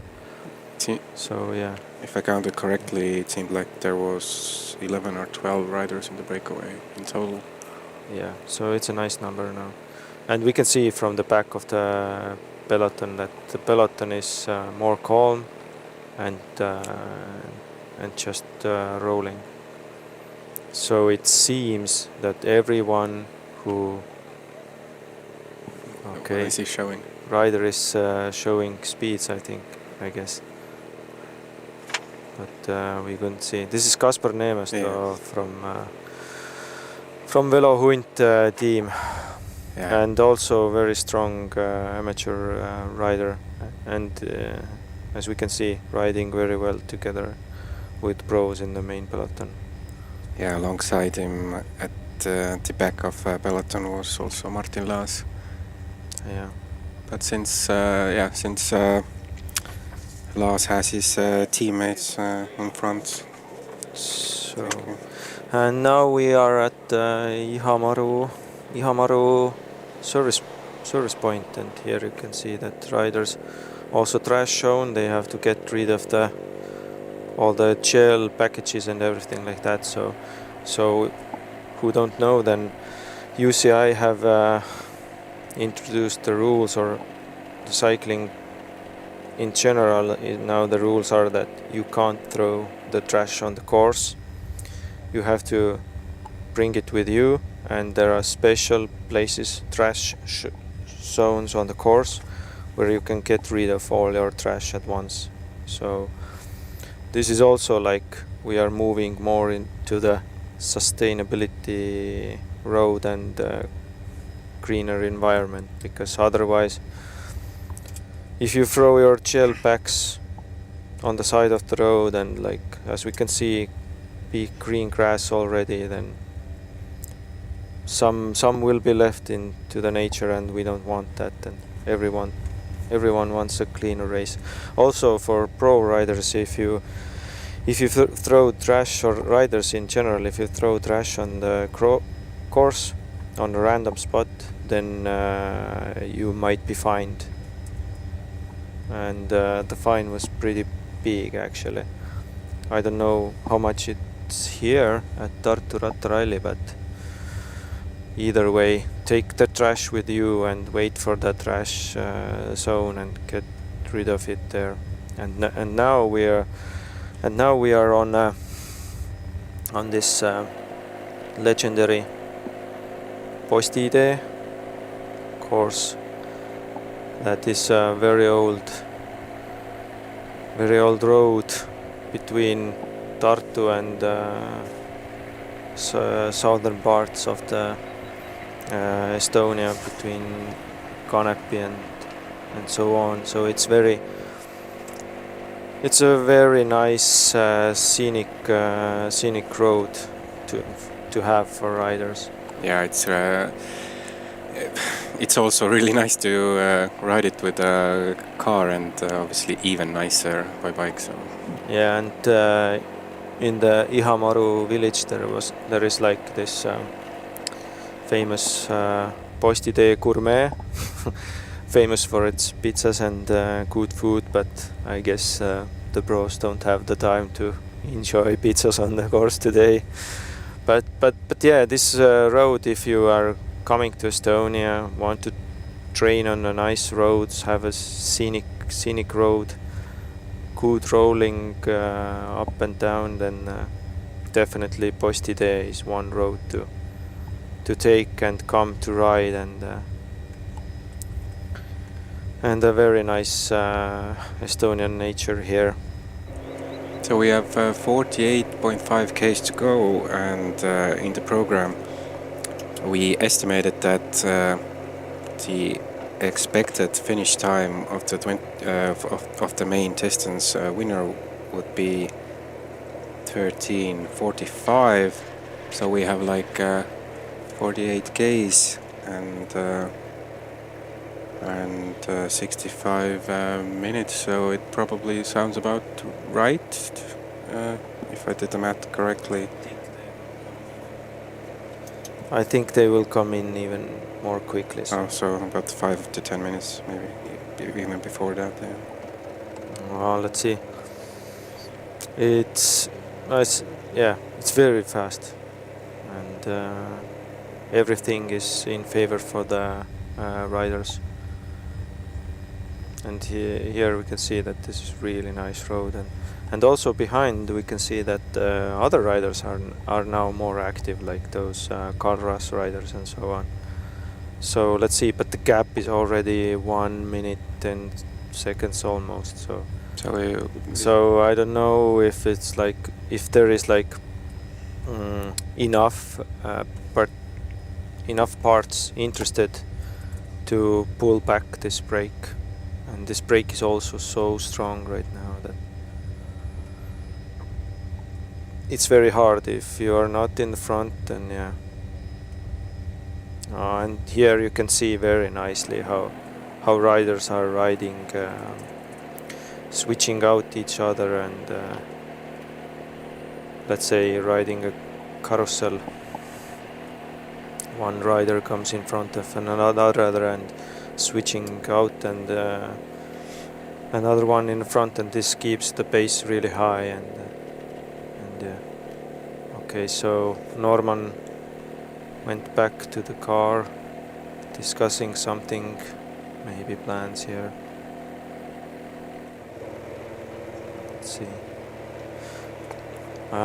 This is the peloton, and if I saw correctly, then I saw Elisabeth Ebras also in front, so hiding. Yeah, you can see her team helmet hiding there in front behind the guys, and this shows that she is very well positioned together with the Lithuanian riders there, and let's see if Elisabeth can take a win out of this race today. So yeah, usually, or very often at least, the ladies winner finishes with the peloton, with the main group. Yeah. But and yeah, usually about 2 or 3 of them are in the main group, not always, but yeah, for ladies, Christian, it definitely is a different sort of race. Am I right? Yeah, definitely, because ladies are not like, they are following each other here in a group, in the peloton, but they are not like how to say, they are not racing each other like they raced yesterday, like woman to woman. Here it depends a lot, like they are staying in hiding. They hide it themselves inside the peloton and try to use the men to like follow wheels and come to the finish as fresh as they can, and follow the stronger men riders. And this is like definitely a factor that changes the race for women. So women who like can't follow this high pace here, then they don't have a chance like to ride for the win. So yeah. But these women are so strong either way that yeah, I think this is not a problem for them to stay in this peloton here. Yeah, before things get really interesting regarding the elite groups race, maybe we can discuss a couple of other topics concerning all the participants, and especially the amateur and recreational riders. You just before you mentioned the sustainability aspect regarding the event, and when I prepared for the race, I had this one topic I wanted to discuss with you, and which is finishers' medal that they get after the finish. There has been this. I know there are like many opinions about it, whether we should, whether the events should have this medal. Regarding our environmental and sustainability goals, and is it necessary to produce them? But on the other hand, I remember when some years ago, when I was part of the organizing team, we had this questionnaire with the participants, and most of the participants wanted to have this like memoir and this thing to remember the event. And other thing is that, in my opinion, I am obviously a little bit biased, but in my opinion, the Tartu Marathon's medals have always been really good looking. And if we're going to produce the medal, then make it good looking is the obvious answer here. But what is your opinion about that? Should we have these 5,000 medals produced every year? Is it important to you, for example, or to the people you know? Or maybe should maybe the participants can let the organizers know before the event whether they want it? Is it an option? So what is your take on that topic? I think it's hard to plan up in the head, like how much we should produce them or not. I think that the medal is a much needed and a nice trophy for the riders, because for me personally, I have so many of them at home. I know that if I ride it, then I get it. But I think for an average rider, I'm an exception here, but for an average rider, this is such a nice way to show it's a small token of appreciation for them. You come here, ride, and also Tartu Marathon races. They are important for people. Rattaralli in spring, Rattamarathon in the autumn. These are like two big public events, important races for regular people. Even if you are not participating regularly, smaller sporting events and races, then usually people have two big goals. I will ride Tartu Rattaralli, I will ride Rattamarathon in autumn.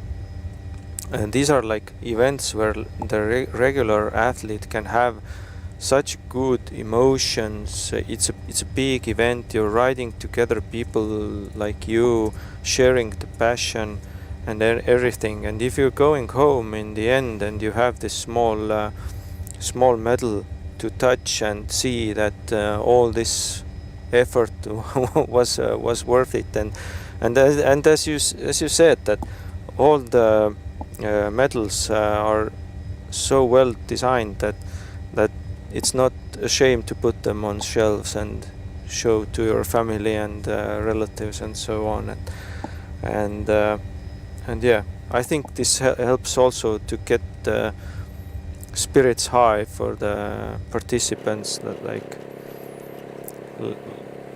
it's a token of appreciation from organizers to the riders, and then the riders can like all feel that they have done and shared a passion together with other similar-minded athletes, and I think the medal is needed award. Otherwise, you come here, spend a lot of time and energy and everything, and if you go home empty-handed, then yeah, this helps to set the mood and everything. And I think the medal is already like a thing you can't have a Tartu Rattaralli without. And also same for the bike marathon and skiing events in the winter, and I think these are like this will tell their own stories in the future, because already now we are like looking back at the first Rattaralli races and everything, and then you look at those souvenir elements or everything that is done, then you can see that people have stories also together with them.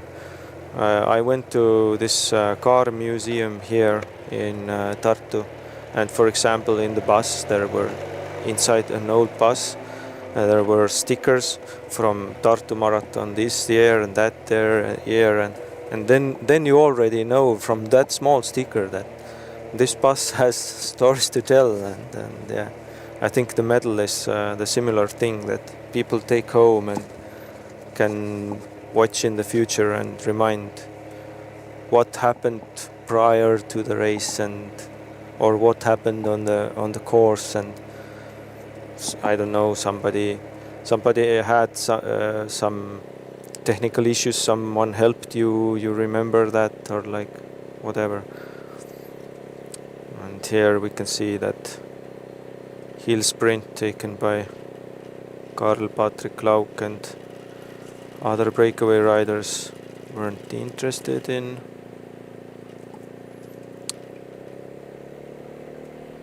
So yeah, 40 kilometers to the end. The gap is 1 minute 14 seconds, and it seems that this break is now going to the finish line.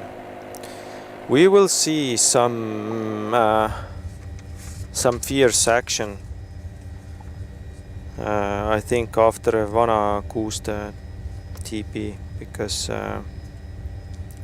then there are like a lot of switchbacks and hills on the course that there can be attacks and stuff like that. Yeah, but another thing I wanted to talk to you about, what we haven't talked about much today yet, is the fact that since 2022, Tartu Rattaralli's main distance has been part of the UCI Grand Fondo World Series, and is also a qualifier event for the World Series. Yeah, and if you're in what was the percentage of the age group that will be? Yeah, all riders who finish in the first 25% of their age group Yeah. will be rewarded with the series medal and will be eligible to compete in the Grand Fondo World Champs at the end of the season. And this year it takes place in Denmark, Aalborg, and at the end of August it begins. So, for example, last year over 1,100 riders of Tartu Rattaralli participated in the Grand Fondo ranking, and 282 of them earned a ticket to the championships. And this year's stats is kind of similar to the last year's. Yeah, and the UCI Grand Fondo is event for regular riders,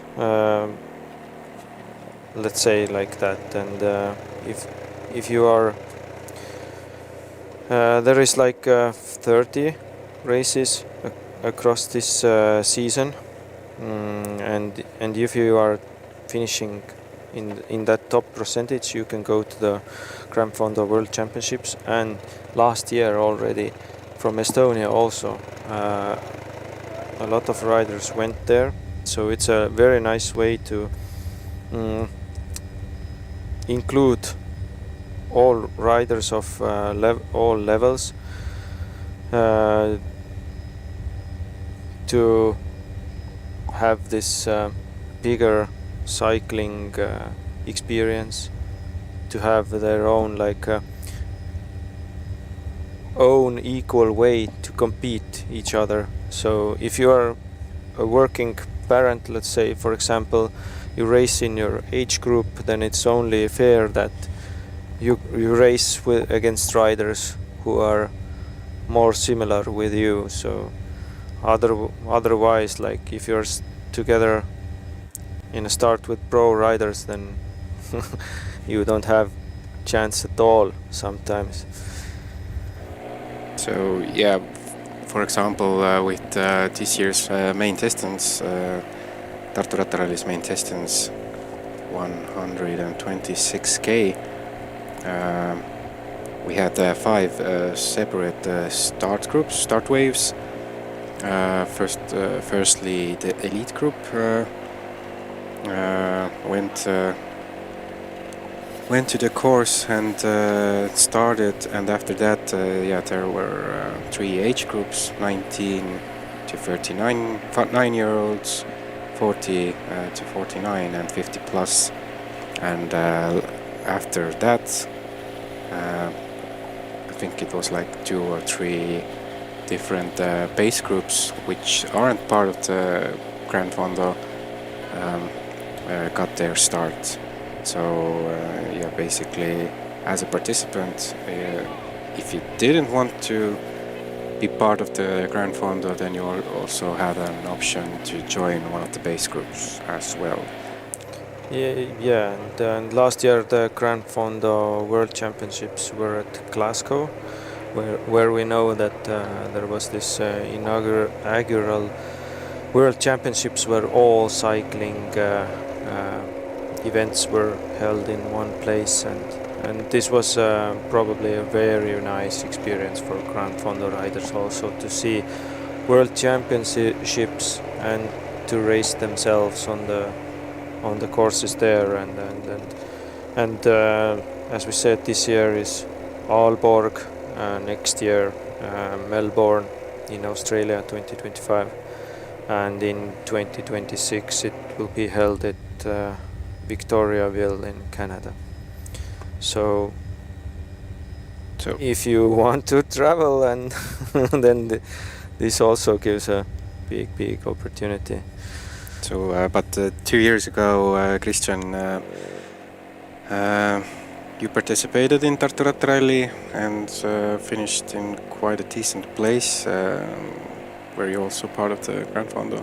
I didn't take in part of the Grand Fondo because my preparation wasn't that good, what I expected from myself.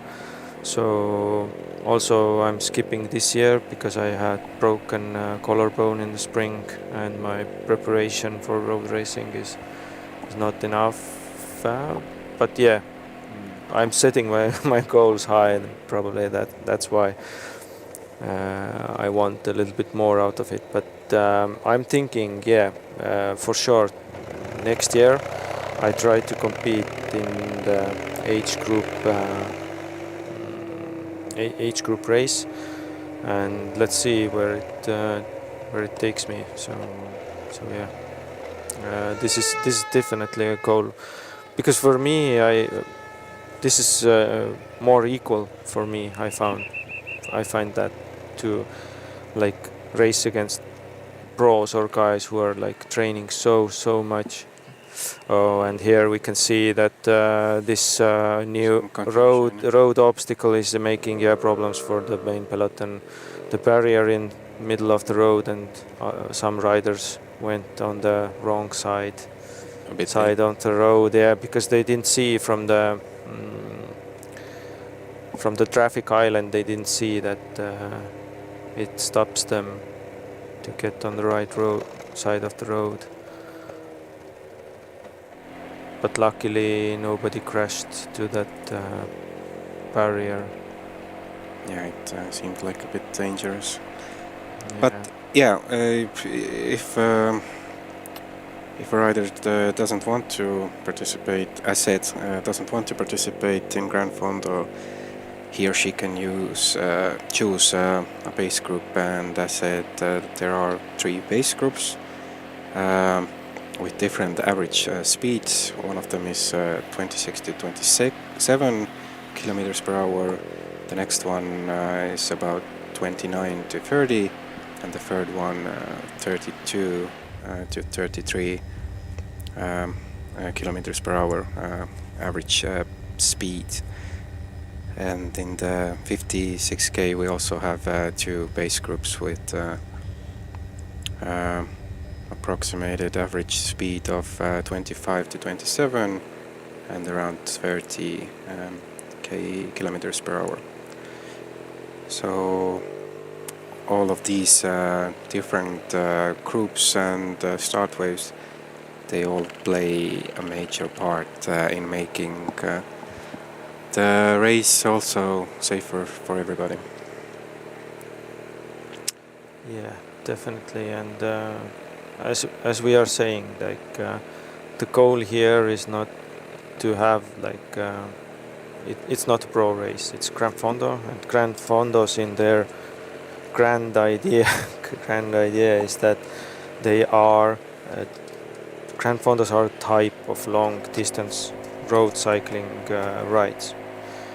They started out in Italy in 70s, and roughly means from the name that it's a big race, and for us Tartu Rattaralli is a Grand Fondo race. This is a logical part, because Tartu Rattaralli have been always a big ride for our country, and this also gives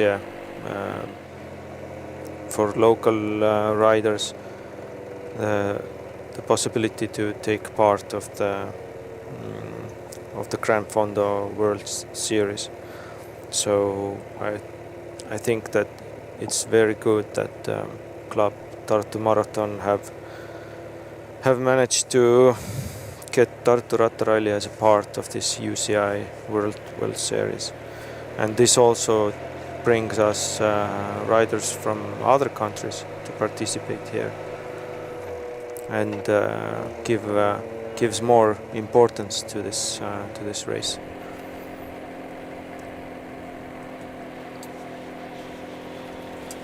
So, Christian, is it too soon, in your opinion, to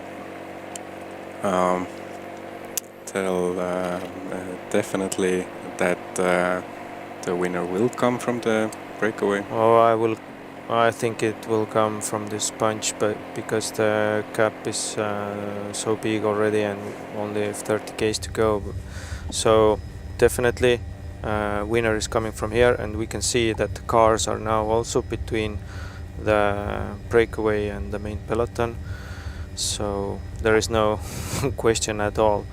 And moments back we saw that the speed is also like over 50 k's an hour, and now we see Tartu team car approaching one of the riders, probably giving drinks, foods, and probably talking about different strategic options in the end now.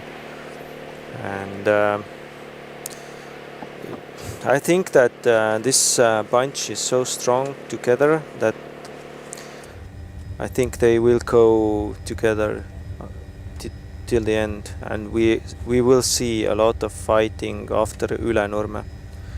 I think on the last straight road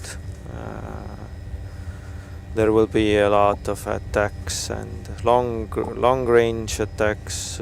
Maybe somebody will leave it on the sprint, but it's interesting to see. I want to see what Team Tartu, what are their plans, what are they gonna do here, because they have biggest number of riders here, so they can try different tactics. So let's see. It will be a very interesting finale.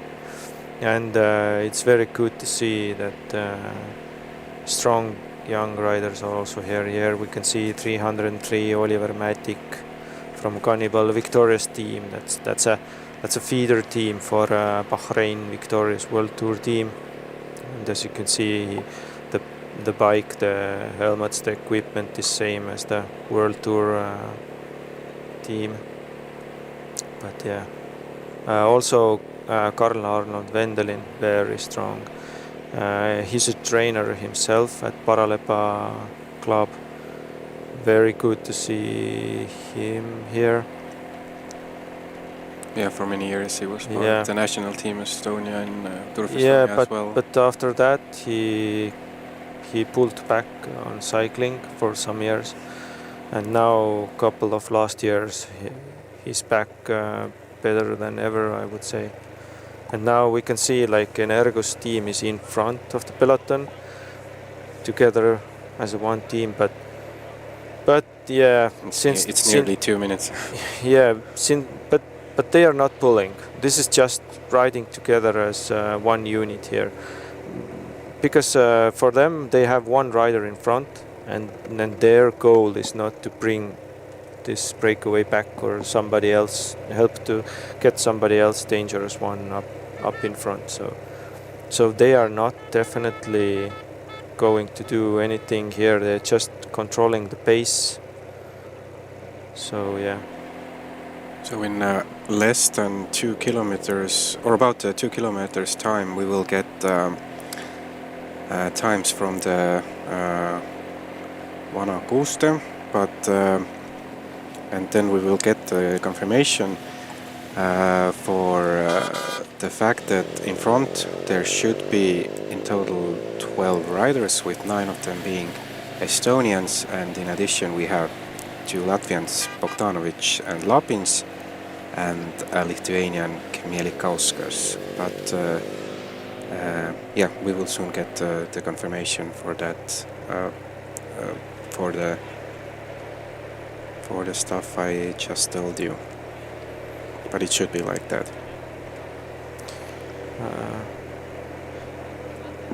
So the next, also the next, yeah, is Vana Kuuste. Yeah, soon we will get the Vana Kuuste times. At 99 kilometers.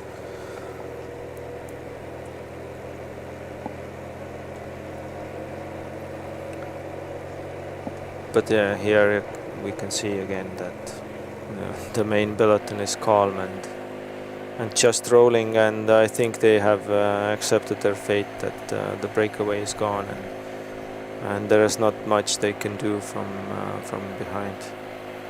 And as we discussed, like it's very interesting to see that the professional teams, they're just rolling here. They are not participating actively for this race. So it's like a little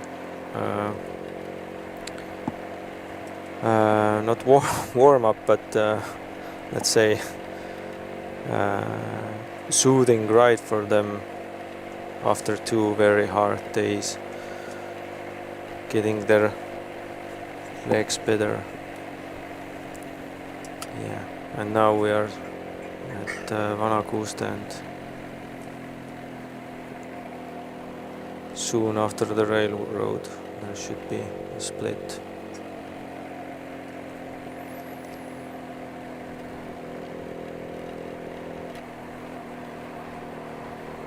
Let's see if anyone tries something from the break here.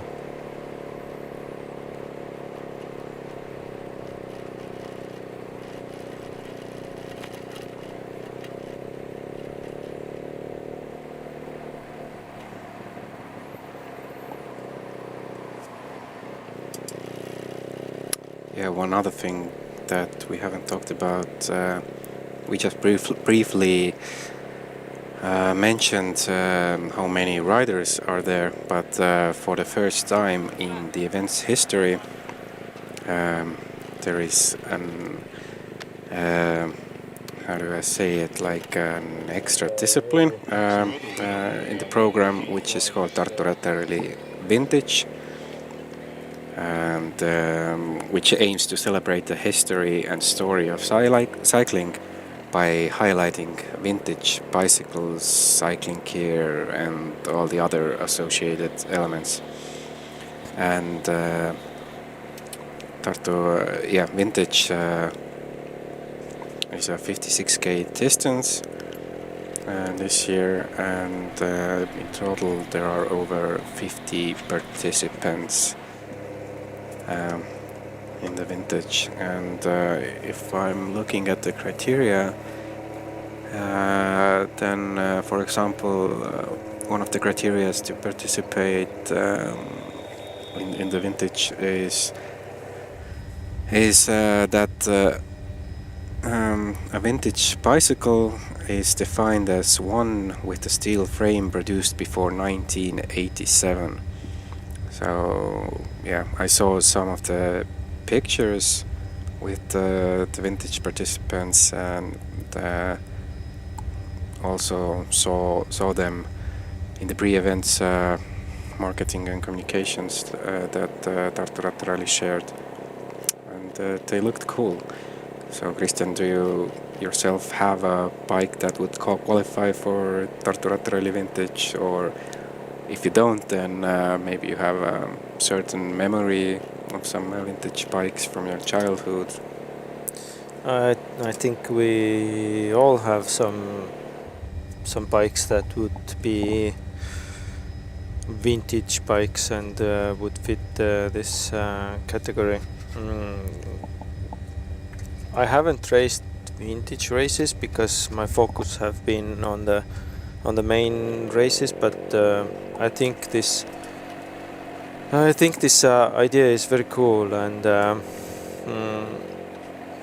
this also adds one depth for these events, and now when the events are getting older and older, there will be like it would be a good way to remember how we raced on the old days, when in Estonian we say that when the bikes were from steel and men were made from steel. So so yeah, it was definitely another way of racing in the old days, and keeping that memory, I think, is also important, and helps the cycling, that we would not forget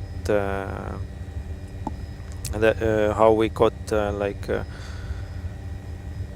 famous riders and all big riders in the old days, that we have all the time. We have good cyclists in Estonia, for example, and yeah, some people are very enthusiastic about collecting old stuff, and we have this bicycle museum here in Estonia that has a lot of old bikes, and yeah, why not to have those vintage races where there's a little bit more fun side, and it's not so serious about the race itself.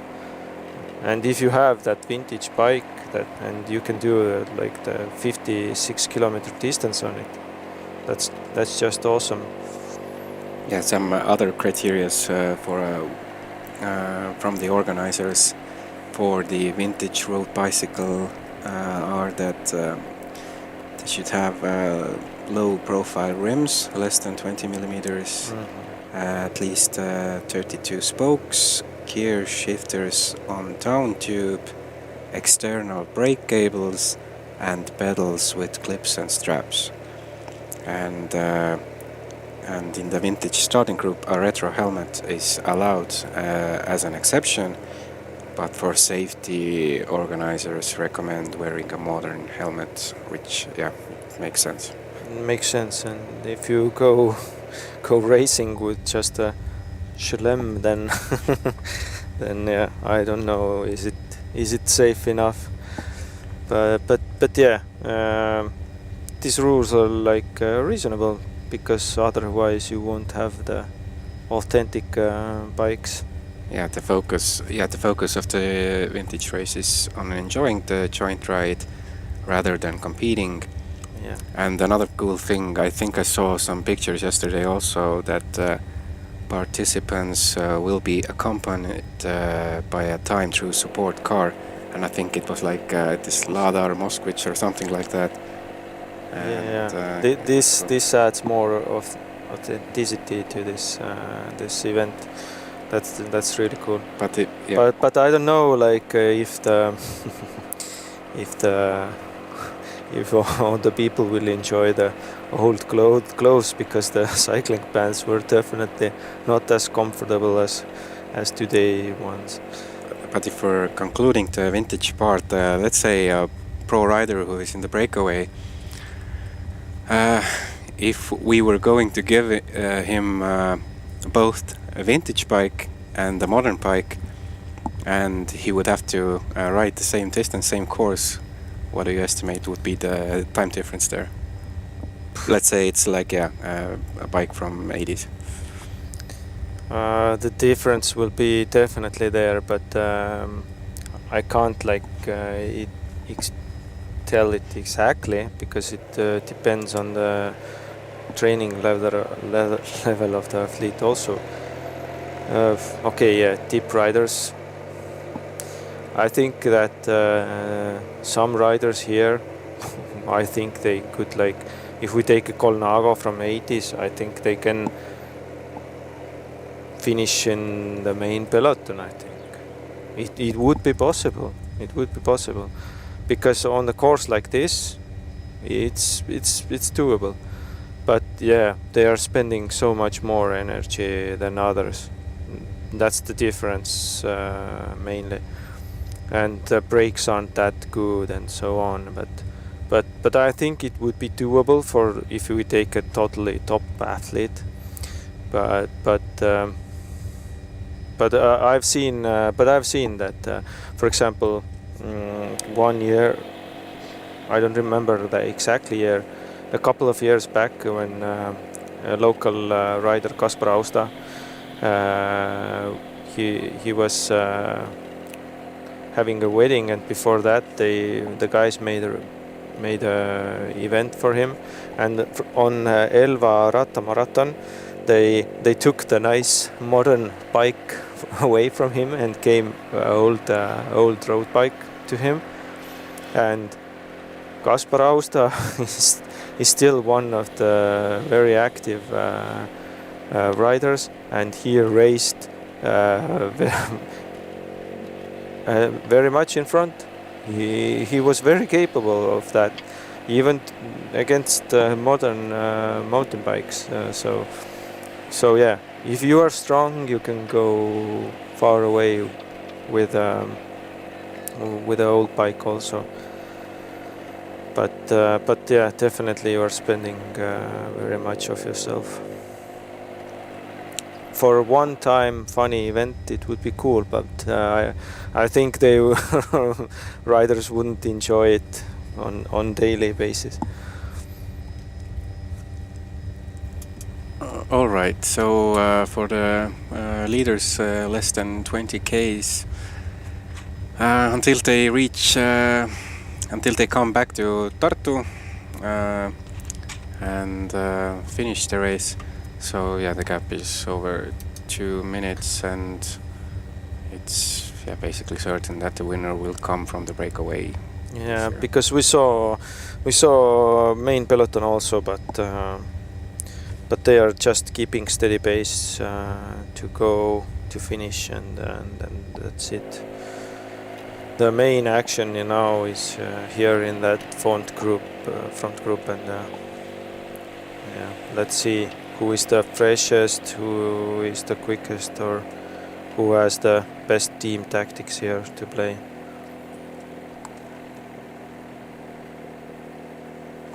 But guys are showing very good legs here in front.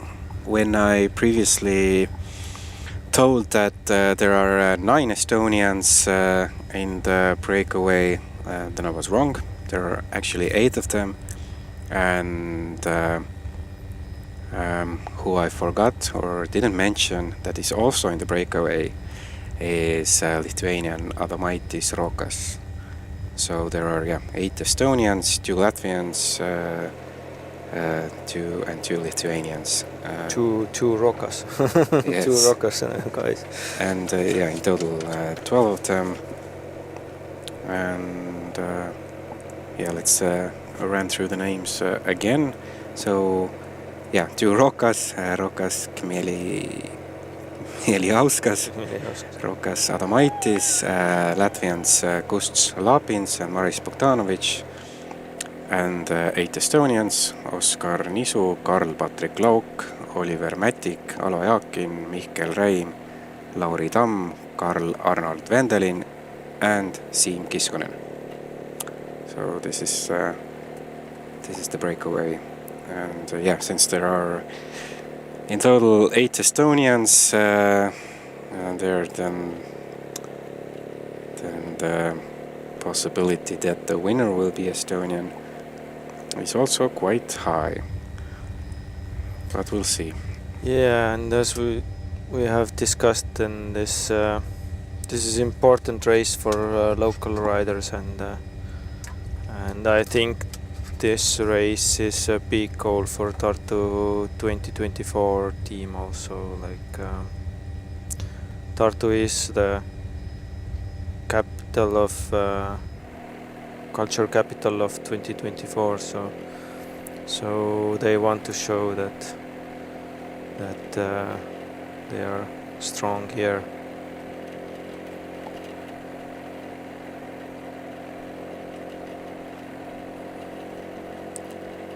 But I'm very impressed by Oliver Mätik, the only men junior rider in a breakaway in front, together with such a strong riders that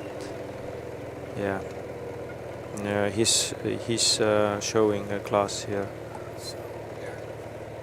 So it would be interesting to know what happened to Norman Vahtra, who was also initially part of the breakaway, and last time we saw him, he was talking something with the team car, and now I can see that he's 10 minutes. Already 10 minutes. Yes. Okay. I think that something. He didn't have the legs for the day. I think something happened with his body. Because you just don't fall back suddenly that quickly. I think he was talking with car that there's problems. We don't know if it's legs, stomach, etc. There can be multiple reasons. Something that just didn't go like he wanted. And sometimes it can happen that you make a big effort and you suddenly feel that your body is not responding anymore. And there have been previously 2 hard days, a lot of sun. It was very, very exhausting. And if you haven't had time to rest, to drink, to get the liquids back into your body, then the 3rd day can be a hard one, and you can have those sudden moments of energy losses, and that's it. You're out of the breakaway. But if you said 10 minutes, then this is even behind the peloton. So this is the 43rd Tartu Rattaralli, and we haven't yet had a cyclist who has won the race 2 years in a row, and since Norman won it last year, the streak will continue, that every year we'll have a different winner. But we obviously have cyclists who have won multiple times. For example, the legendary sprinter Jaan Kirsipuu, but none of them have won it 2 years in a row. And but Christian, is it a bit surprising also that Gleb Karpenko and Martin Laas are not in the breakaway, or was it like a decision made within the team that Mikkel, Raymond, Oskar Nisu will I think that try it? for about Gleb, I think that this is normal, because Gleb was very active in the beginning, and Gleb brought back a lot of attacks, controlled in front, and that's why I think that Gleb is now at the back. He did his job, helped two riders to get in the breakaway, and then let's say that his job is done and coming home in the peloton.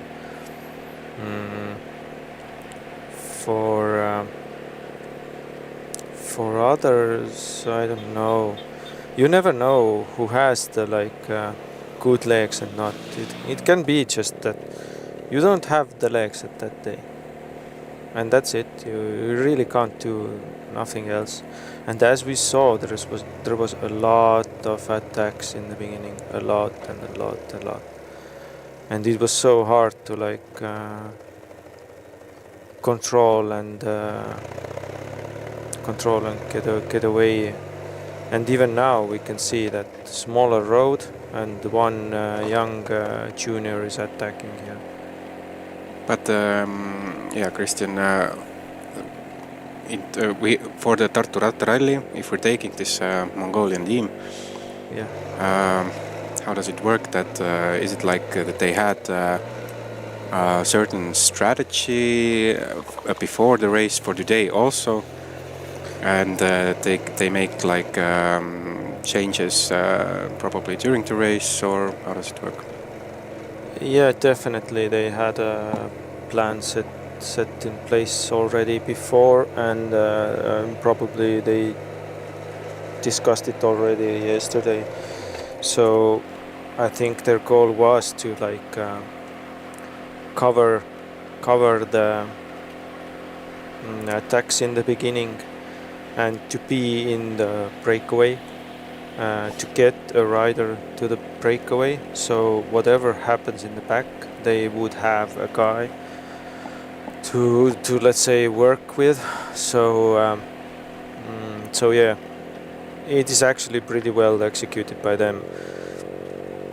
Gleb was covering the moves, others also. Michael pulled himself there multiple times, and when they had a chance, Michael jumped also over to the break, and now they have a much better possibilities for the finish.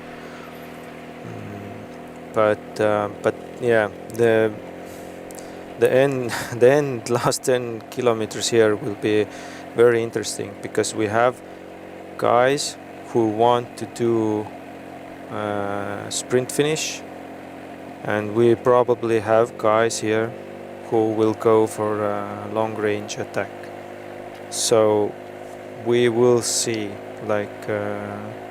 which tactic is working out today.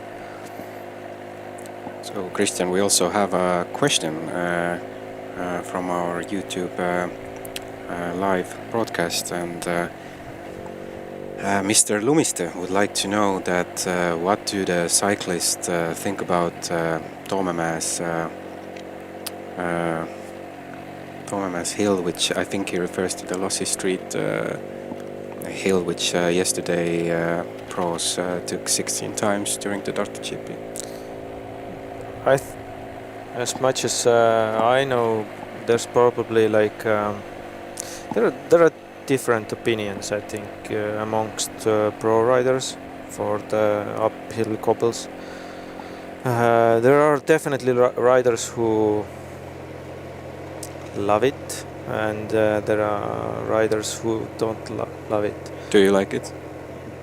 I haven't ridden it myself, and since I'm a little bit heavier rider, more with the sprinting capabilities, then for me definitely it would be a hard one.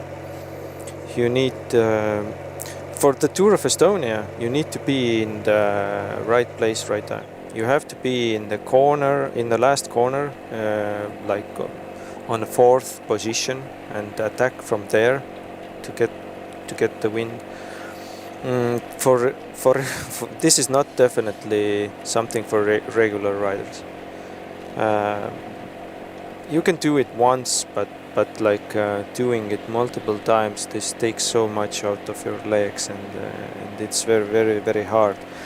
And you have to go over it with a fast pace. And if you can't spin those cranks fast enough, then the more harder the cobbles will get. So yeah, and for regular riders, this is hard enough to, if we would allow like a bunch of riders there, like we can't let Tartu Rattaralli there, because there will be like chaos, I think, there. It just takes one guy to make to stop there, take a foot out, and everyone else there will be like a little bit mayhem, let's say, like that. So let's keep the cobbles for the professionals, and yeah. Even world champion Matthew Van Der Poel said that yeah, he can win the Paris-Roubaix, but he's not like training on them or enjoying training on them. So yeah, I think this is something that can add like a little bit playfulness for the race, but I think as much as we have it here, that's enough. Like also for Tartu Grand Prix also. All right, so we have less than 9 kilometers to go, and before we concentrate fully on the elite groups race, men's finish from the breakaway. I just checked the last the last times we got were from the Vana Kuuste, which was about 15 k's ago. And if I'm checking the standings for the women's classification, we can see that we have 7 women in the big peloton, which you can see at the moment. There may have been some changes, maybe there aren't anymore 7 women there, but at least from the last intermediate times that we can see, there are 7, and the 7 being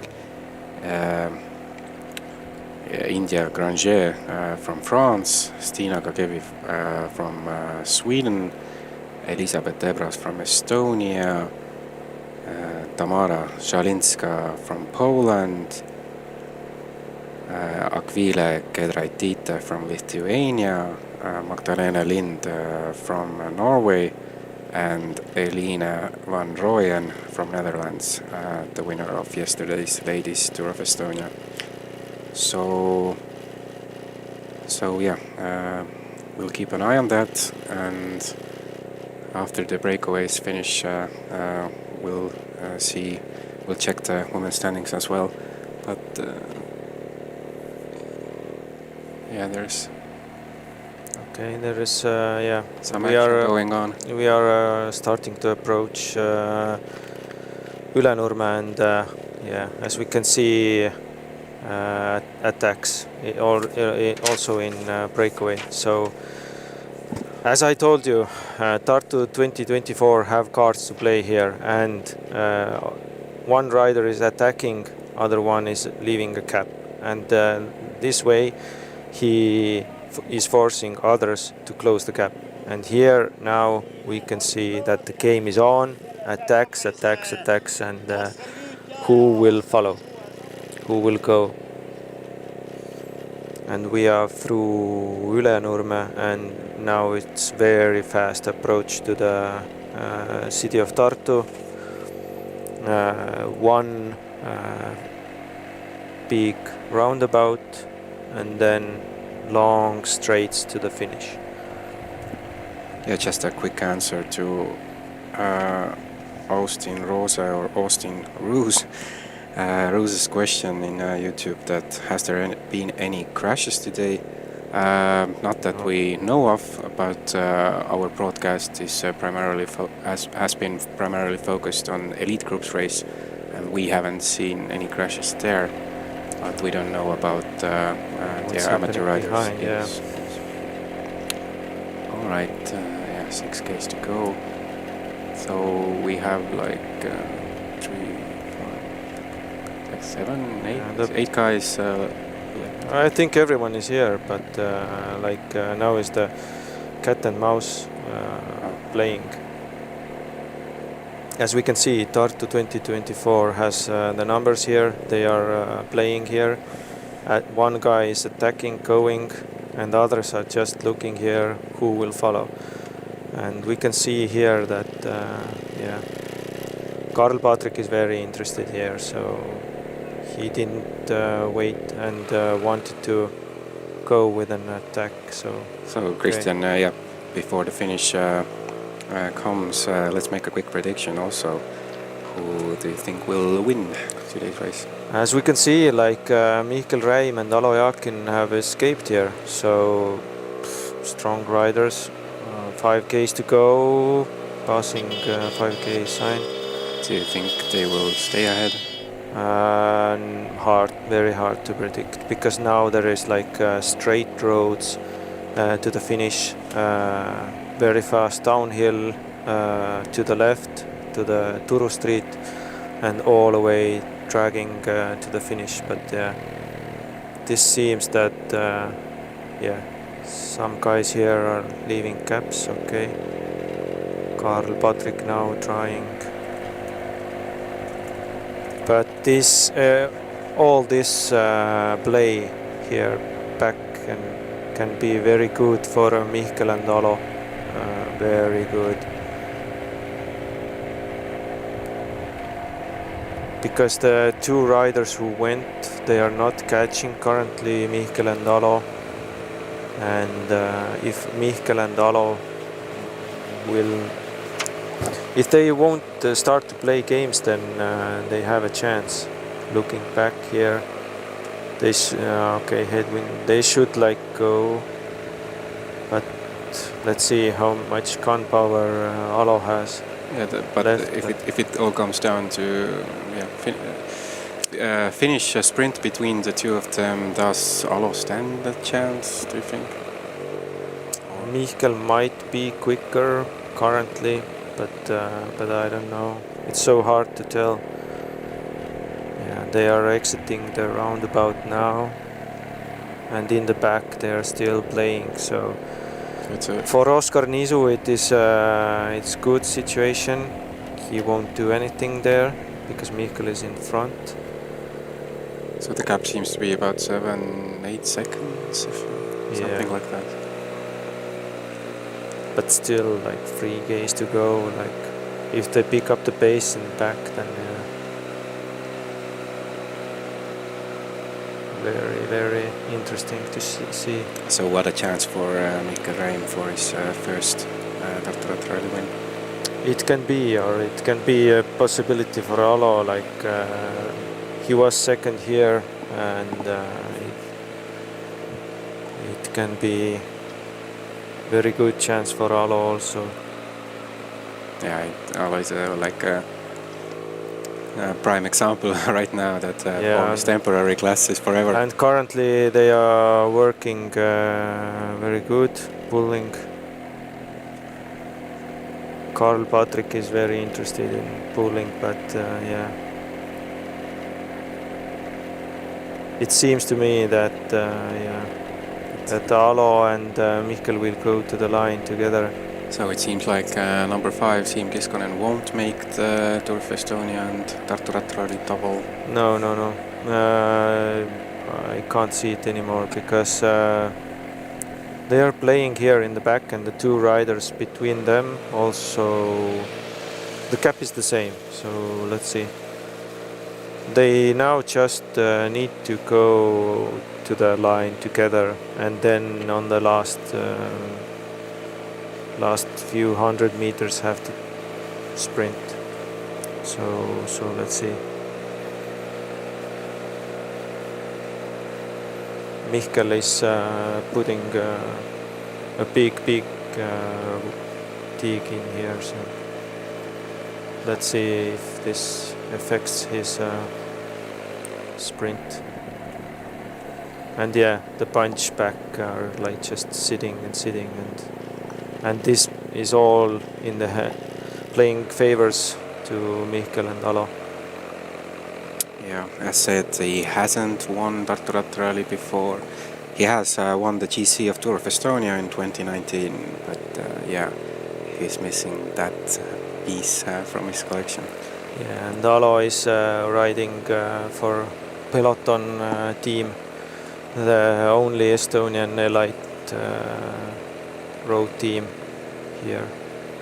But they are very, very good and strong team.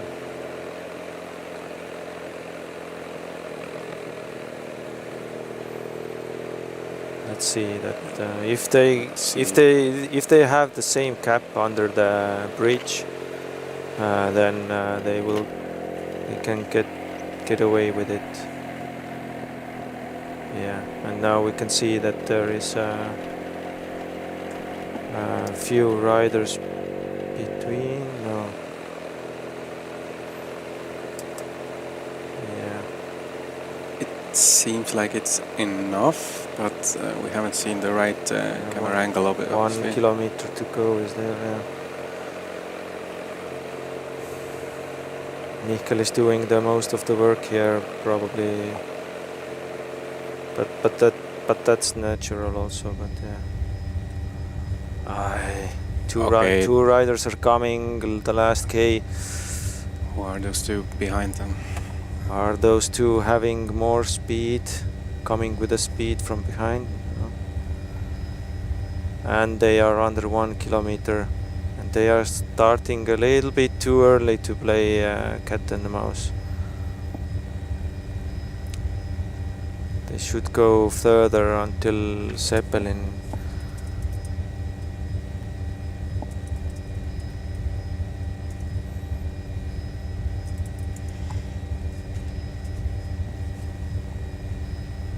Let's hope that those two riders are not coming from the back. Yeah, I would like to know who those two are. Okay, and Mihkel attacks first. Let's see, can he hold off Alo? Yes, he can. Mihkel Räim finally takes a win at Tartu Rattaralli. Yeah, congrats Mihkel. Congrats. Fully deserved, did all the work at the end. And yeah, Alo Jalkin finished second, Lauri Tamm finished third. So, yeah. Rokas Klimauskas fourth, Oliver Matic, young junior fourth, and yeah, Karl Arnold Vendelin also very strong as amateur rider, 7. But a big win for Mihkel Räim, for the Saaremaa Viking guy. Yeah, the end time is 2 hours 39 minutes. And you can see the race director Indrek Kelk also congratulating Mihkel. They are good friends. And now the main peloton is approaching finish line. And let's see who is the fastest main peloton. Yeah, now before we make some conclusions, let's wait for the finish of the peloton to determine also the winner in women's classification. Yeah, and we definitely will have also interviews with the winners. Yeah. I can't say it's surprising that top 3 are all Estonians. Maybe it's surprising a little bit that Lauri Tamm is third, or Lauri is also very strong young rider. Maybe, yeah, he haven't been the quickest there in the last periods, but it seems that he's finding his legs and he's good quick. But it seems that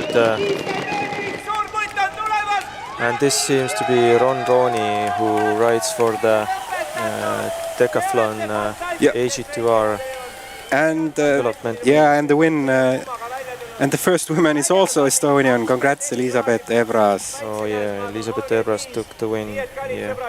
Kedratita is second, and Paul Zalinska is third. Yeah. India Krangiger fourth, Stina Kagevi fifth, and Magdalene Lind sixth. So the last time Estonian woman won the event was in 2019 when Kelly Kalm did it. And yeah, now it's Elizabeth Ebras who is the winner among women.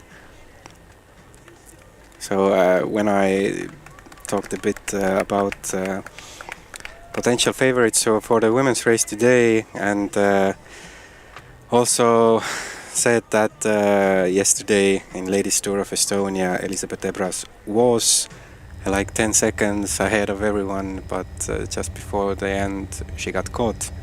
Then today she got her win. So congrats, Elizabeth. Yeah, this is a super nice result for him, definitely. For her. Yeah. For her, yeah, sorry, my bad. Estonian language. Yeah, we're getting used to it. So, so our viewers have probably already learned that this is both of ours commentary debut here. So next time we will be a bit better, obviously. But yeah, now we are waiting for first of all for some interviews. Then we will have some award ceremonies for the top men, top women, top 3 among Grand Fondo age groups, and etc. But yeah, the finishing time 2 hours and 39 minutes seems quite fast. That's very fast.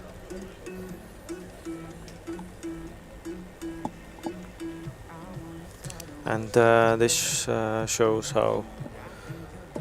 how good those fast riders are, top riders.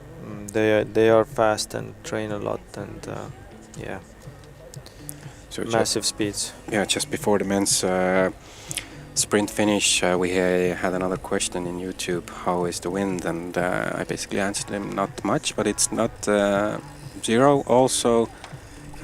But it shouldn't, Kristjan, am I correct that it didn't play much role in today's race? It was a little bit headwind in the finish, in the last part, but it didn't affect the ride as much that we would have had echelons on the roads and big gaps, but yeah.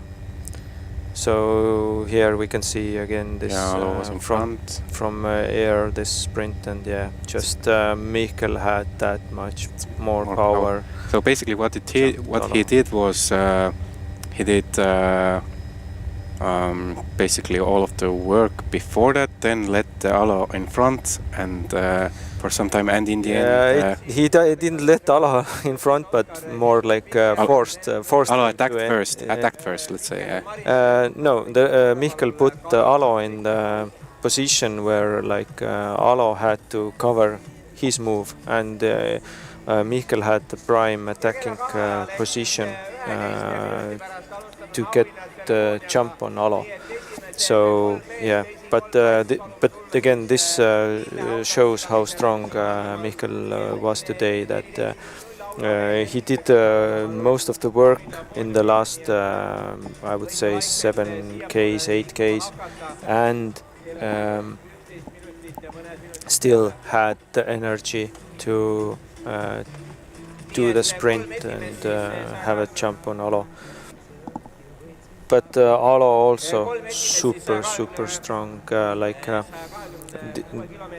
This shows his class that you are directing national team for 2 days straight, and then to make such a top level race on the last day yourself when you are tired, etc. Just amazing. 2 strong riders here. Michael was strong, Alo was smart, I guess, and yeah, it all played to their favor. Yeah, but what a result for Alo also. Yeah, of course. Second place here after Michael is great result. Great result. Yeah.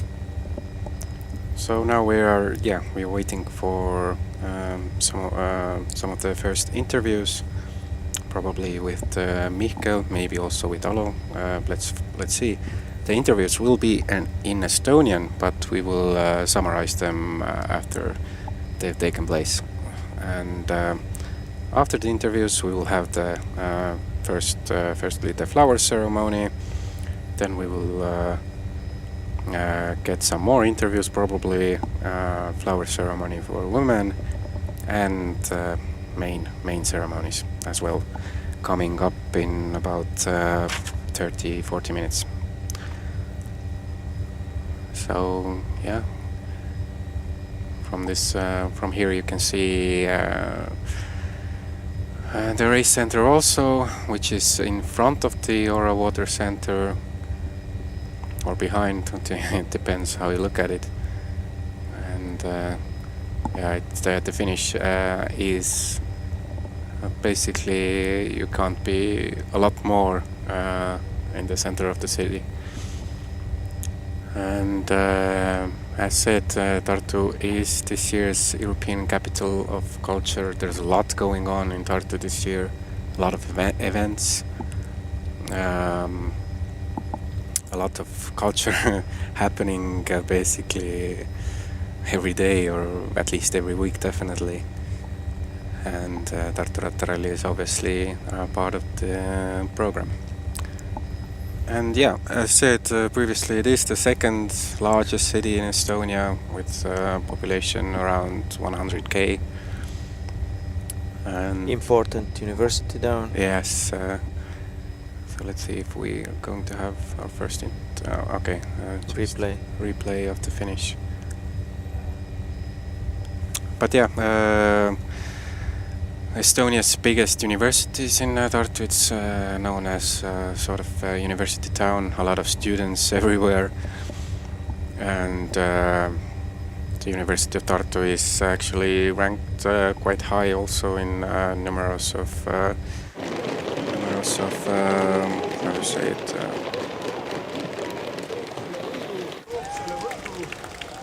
In numbers of aspects, yeah, because compared to other universities. Yeah, Tartu University is the oldest one and most prestige one, and so on. So yeah. Yeah, in numbers of rankings, I wanted to say, it's some rankings are in I don't know, top 200, top 300 universities of the world. But here we can see also, when they are showing the aerial shots here, that the gaps between age groups are big, and let's see, we saw already smaller bunches finish here, but probably now, when the time passes on, the bigger age groups are coming in. So soon we will see again larger amount of riders finishing.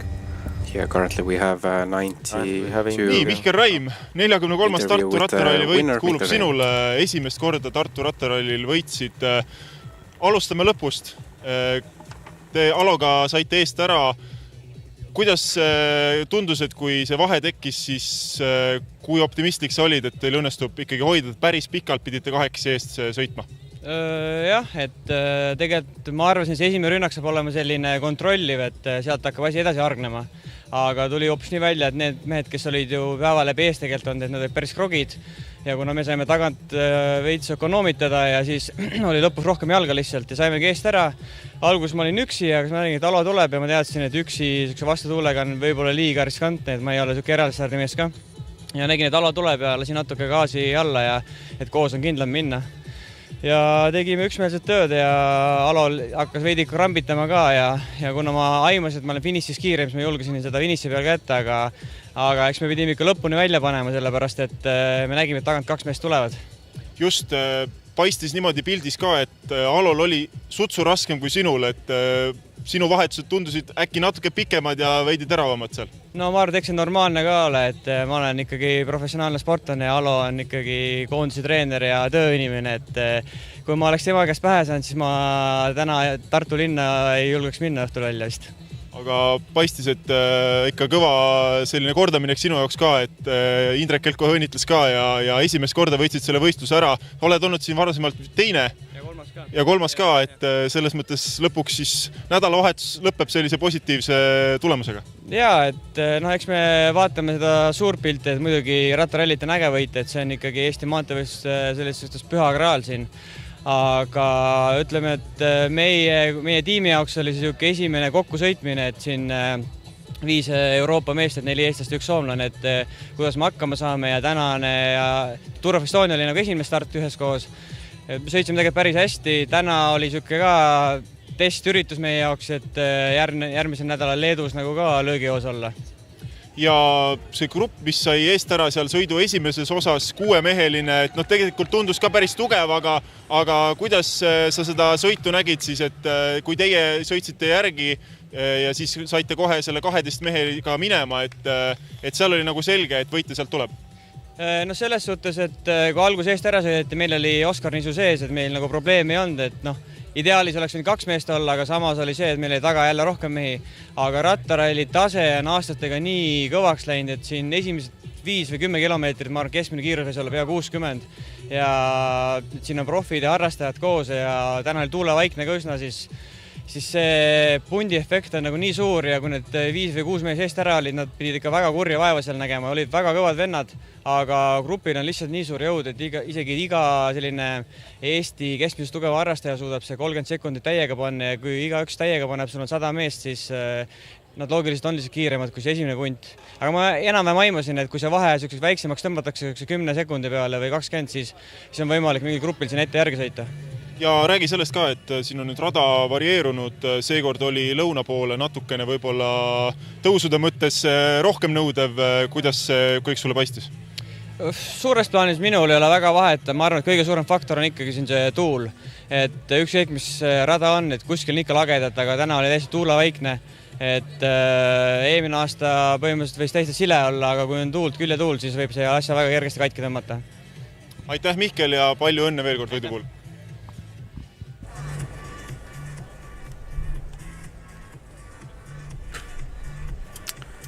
Yeah, so these were the comments from this year's winner, Mihkel Reim. So let's give you a little translation. And basically Mihkel himself also said that there wasn't much wind today, it wasn't a factor in today's race. And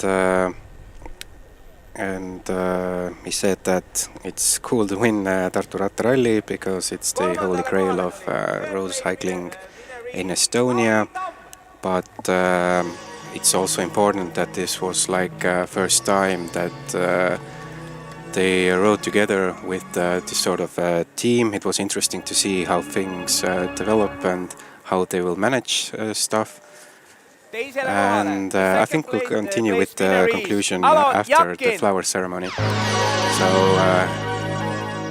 third place today, Lauri Tamm, second place, Alo Jakin, and soon Mihkel will also come to the podium. 43. Tartu Rattaralli võitja. The winner of the 43rd Tartu Rattaralli is Mihkel Reim!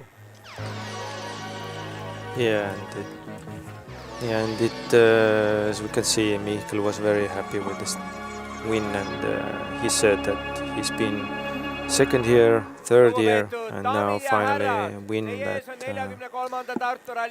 Their team is probably very, very happy. And like Tanel said, they are just came together. Before they were in Asia and different parts, and now they are riding as one team.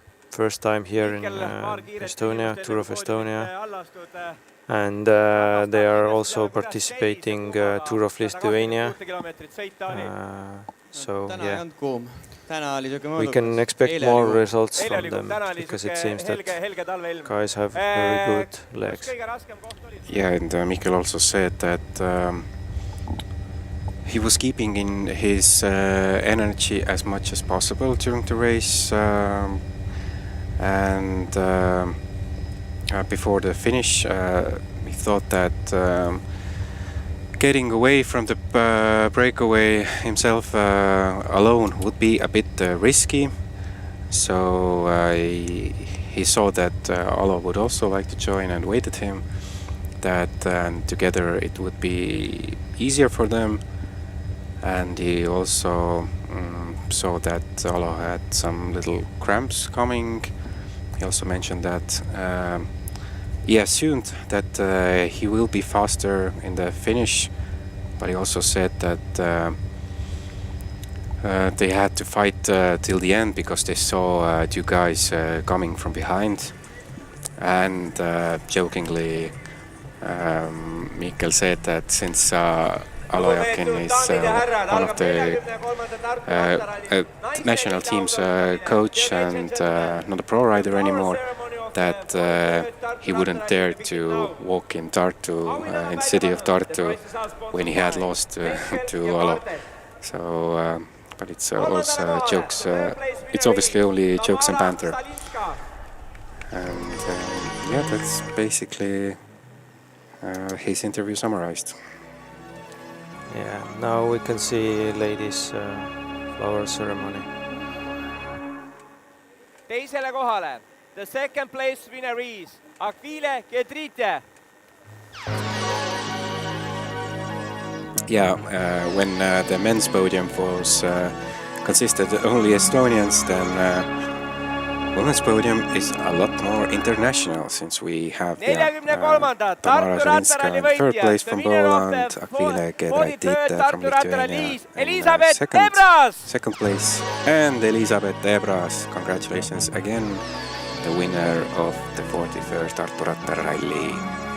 Yeah, and it's a big win for her also, because riding for the UAE development team and yeah, having a win at home, this means a lot for her.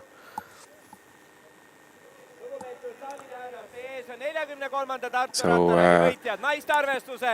yeah, we are just behind the podium, actually, located ourselves in the commentary box, and it started raining. So I think the ladies can do the champagne shower. Yeah, and for Grand Fondo riders, yeah, they will get some quick rainfall, but I think it's a little bit cooling. Yeah, I just wanted to ask that. What do you reckon? Is it will if it's not going to rain for like half an hour, next half an hour, then getting a little rain in these conditions would be a bit refreshing. Yeah, it's refreshing, and it's a I think it's a quick shower, just so it's more of a refreshing than anything, and doesn't affect riding, and since it's warm also, so yeah, no problem for even average cyclists here.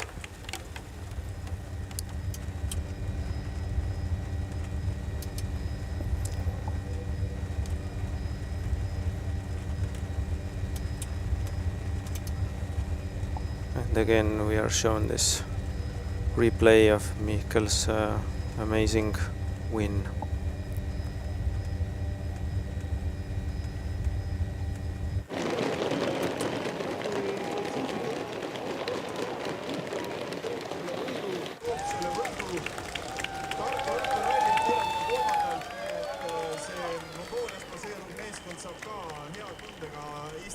Yeah, I think we should get some more interviews soon, probably, and we'll also keep an eye on the finish.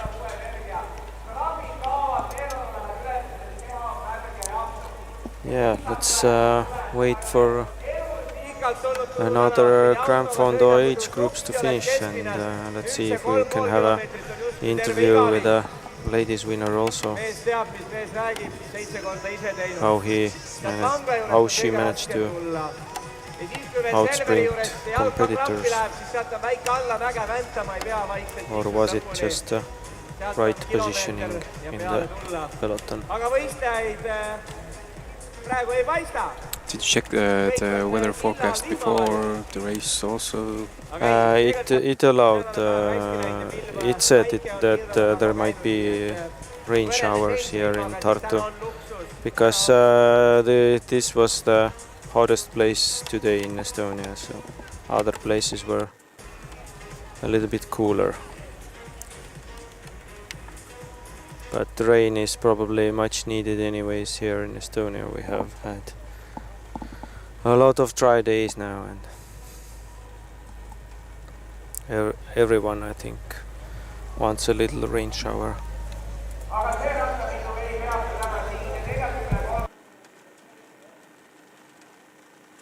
Mõned võitjad on veel, mõned sõitjad on veel raja peal, nii et peame sõbrad, sugulased, vennad, õed ja trennikaaslased ära ootama. Yeah, just checked if all the participants who we mentioned at the beginning of the broadcast, who have participated in all of the Tartu Rattarallis, are in the finish, and the answer is yes. So now we have, we're continuing to have 4 people who have finished all 43 Tartu Rattarallis, and as said previously, all of them participated today in the 56k distance. So yeah, the 4 people still going strong in terms of Rattarallis participations are Margus Merisalu, Johan Laas, Kalju Koch, Aivar Paapsi. So these men are made of steel. Yeah, amazing. As we mentioned in the beginning, that Kalju Koch, respect to him, that at such an age to finish yet another one, it's crazy. I don't know how many of us will race bikes at over 80 years of age. So yeah, famous guy doing records.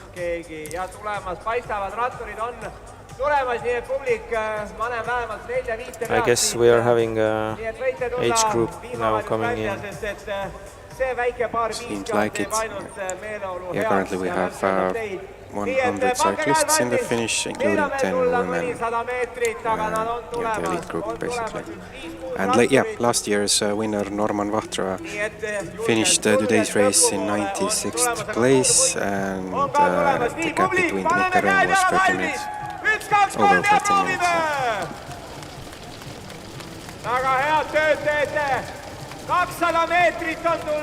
So we're hearing spectators cheering on. And riders having a finish here. It's a small bunch, but still fighting for age group finish. I saw Lithuanian riders there. So this is the finish of age 19 to 39? Yeah, but this can be mixed a little bit already. But Lithuanians were in front, and now just...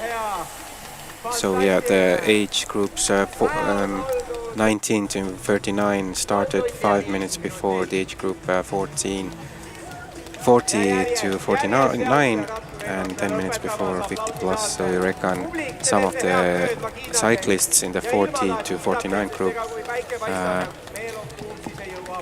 Here I can see that it's a little bit mixed already. Here is naiste arvestuse võitja tänavusel Tartu Rattarallil oli Elisabeth Ebras. Elisabeth, sa võitsid päris rahvusvahelises seltskonnas selle võistluse. Selja taha jäid siin Leedu, Poola, Hollandi võidusvõitjad. Grupi finišis suutsid nad alistada. Kui hea võit see sinu jaoks on? No, see on kindlasti tore ka siuke kodune võistlus võita, et siin olid ka samad sõitjad peal, kes eile tegelikult. Ja no täna oli põhiline asi, kuna see oli koos meestega, siis lihtsalt püsida nii ees kui võimalik ja siis juba oligi nii-öelda positsioon olemas lõpus. Te olite seal meestega grupis kogu sõidu vältel, eks, et kas seal korraks raske ka hakkas või täna oli see sõit selline, et said mugavalt tunda ennast? Ma proovisin ennast võimalikult mugavalt tunda, aga alguses ikkagist keerati peale veits ja siis nagu oli päris raske seal taga vahepeal. Aga lõpus, ütleme siis, kui hästi kõik välja tuli sinu jaoks, kui hästi suutsid positsiooni valida ja mis siis, mida ja keda jälgisid eelkõige, et see lõpuspurdis olla esimene? Ma olin suhteliselt enesekindel oma sprindiga ja ma lihtsalt proovisin hästi lähedal teistel naistel olla. Ja lõpus ma olin selle Leeduka taga ja siis lõpuks olin täitsa kõrval ja siis alustasime sprinti kõrvuti. Nii et karpi kuskil ei jäänud, et selles suhtes oli aus võistlus ja ausalt võitsid, eks? Õnneks, jah. Kuidas nädalavahetus kokku võtta, et räägime natuke laiemalt ka Ladies Tour of Estoniast? No meil päris nagu plaani järgi ei läinud asi eile, et ma küll üritasin ja tegin suhteliselt tugeva rünnaku 2 ringi minna, aga oleks pidanud ring hiljem tegema, ehk siis võib-olla oleks lõpuni tulnud ära, aga 3. koht meile eile. Nii et täna siis oli ikkagi selline väike palsam selle eest ka? No väike. Aitäh sulle! Aitäh!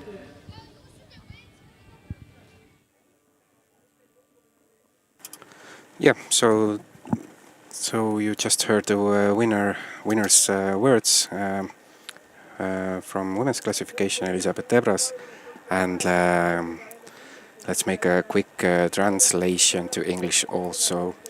She said that it obviously is great to win a home race as well, one of the home racers, and especially since many racers were the same, many cyclists were the same in today's race as they were in yesterday's Ladies Tour of Estonia, which adds quality also to today's race, basically. And Elisabeth said that the main goal today was stay in front and stay in the peloton as long as possible, and obviously she managed to do it till the end. And yeah, basically she said that staying in the peloton basically guaranteed her a decent position for the end sprint as well. But she also said that at times it was quite hard today because the pace was, as we can see from the end times, really quick today. And regarding the end, our interviewer Johannes asked what...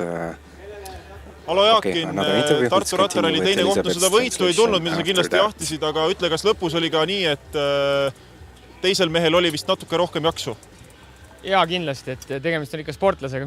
Mina tänaseks ei pea ennast enam sportlaseks, et pigem olen aktiivne harrastaja, et jah, võtsin täna maksimum, mis võtta oli, et Miku vastu mul ei olnud jalgu. Aga selles suhtes läksid talle ikkagi ju appi otseselt, et kui ta oleks üksi jäänud ette, ta ilmselt poleks vastu pidanud seda lõpukilomeetrite spurti. Ma ei tea, kas ma just appi läksin, et ma läksin ikkagi võitma, jah? Kui ma starti tulen, siis ma lähen ikka võitma, et nii palju on eelnevast karjäärist ikkagi sees, et kui starti tuled, siis ta lähed ikkagi maksimumi võtma, et kui ta Ülenurmes ründas, siis ma olin juba viimased 20 kilomeetrit mõelnud, et kus ma ise ründan ja ma teadsin, et ma olen korduvalt sealt läbi sõitnud ja et see oli see koht, kus ma pidin minema, et Oskar tegi liigutuse, läksin Oskariga kaasa ja kuna nad on ühes tiimis, siis Miku pani kontra, siis ma teadsin, et siit tuleb minna, et kui ma ei lähe, siis lõpus mul pole midagi nende vastu teha, et siit ma läksin siis kogemuste pealt. Kui võtta see nädalavahetus laiemalt sinu kui Eesti koondise vastutaja silme läbi, siis Tour of Estonialt kiirelt küsides, et kui rahule sa lõpuks selle tulemusega jäid, teid vist üllatas ikkagi teid ka see, mis lõpplahendus oli, et Siim Kiskonen võitis? Väga hapu Tiinamarjad isiklikult minu jaoks. Võib-olla ma ei peaks seda nii südamesse võtma, aga kuidagi seekord oli see kaotus hapu minu jaoks, et algas hästi või ütleme nii, et algas ikka väga hästi, et ütlen ausalt, isiklikult ma ei oodanud, et me võidame. Ma tahtsin, et me võidaks, aga me selle aasta koondis oli selline, ütleme nii, et vanad ja kogenud ja noored ja rohelised, et üldises mõttes pool tugev, pool siukene algajate tiim, aga võtsime ikkagi esimene etapp maksimumi, et võib-olla tänu teiste ebaõnne, aga selline see jalgrattasport on, et alati ei võida tugevad jalad, vaid on veits õnne ka vaja, aga ütleme nii, et Normani suhtes tal olid ikkagi tugevad jalad, aga oli ka õnne, sest viimasest kurvist tulles ta oli ikkagi päris kaugel. Et see, et Martin Laasil tehniline oli, siis see oli meie õnn ja tema õnnetus, et ma olin väga õnnelik, aga jah, ütleme, et meil see etapp ei alganud kõige paremini, et see meie üks poiss pani maali ja viidi haiglasse, et see jättis väga sugeva märgi mulle isiklikult, et ma olin natukene endast väljas, ütleme nii, et see ei ole lihtne vaadata ratturit tee ääres vedelemas, aga tänaseks on kõik hästi, et on operatsiooni läbinud ja läheb taastuma. Ja teine päev, jah, ütleme nii, et tegelikult oli meil teine ja kolmas kokkuvõttes ja etapil teine, et see ei ole ju midagi halba, aga oleks kindlasti saanud paremini, et väike hilinemine Patu poolt lõpus spurdis ja see maksis meile väga õnnetult kätte, et Patu isegi ütles, et tema jaoks oli ka see väga hapu kaotus, et sekundiga kaotad tuuri, siis spordimehelikult on see raske. Aga kokkuvõttes võib öelda, et nädalavahetus oli Eesti rattaspordi jaoks selles suhtes suur õnnestumine, et esikolmik kuulus eestlastele, täna samamoodi. Alo, aitäh ja eks siis järgmisel aastal uuesti. Ja kindlasti, et järgmisel aastal uue hooga ja püüame paremini ja aitäh korraldajatele ja kõigile, kes kaasa tulid elama.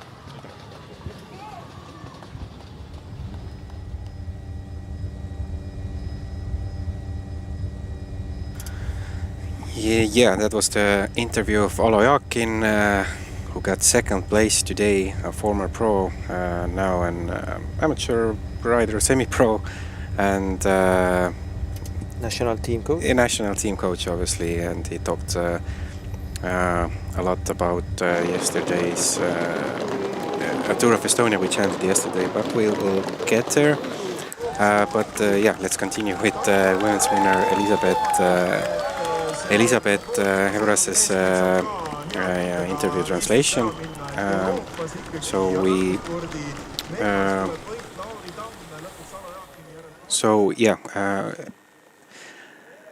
We got the Alo's interview began before I started to talk about what she said about the Finnish sprints. She said that she was confident in her sprinting abilities and tried to be close to other women. During it, she was behind. Just a second.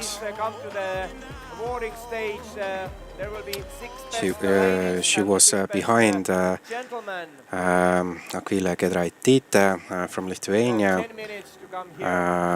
and got next to her, and they just sprinted together until the end, and Elisabeth just won it.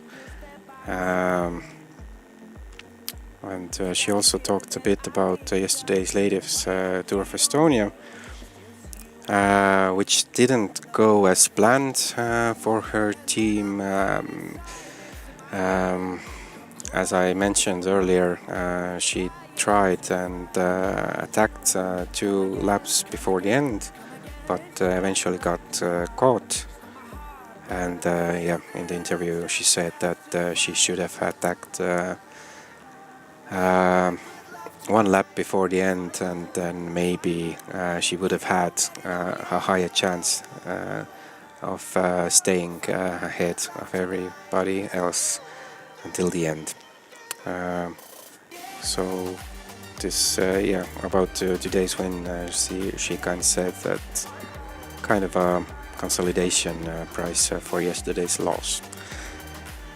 And if we're translating also the Alo Jakin's interview or summarizing what he said that he doesn't consider himself as a pro athlete anymore, which obviously, and therefore it makes sense that Mikael Reim, who is a pro rider, had more strength in the end, and Alo said basically he didn't have legs and chance in the sprint against Mikael, and that was his max effort basically.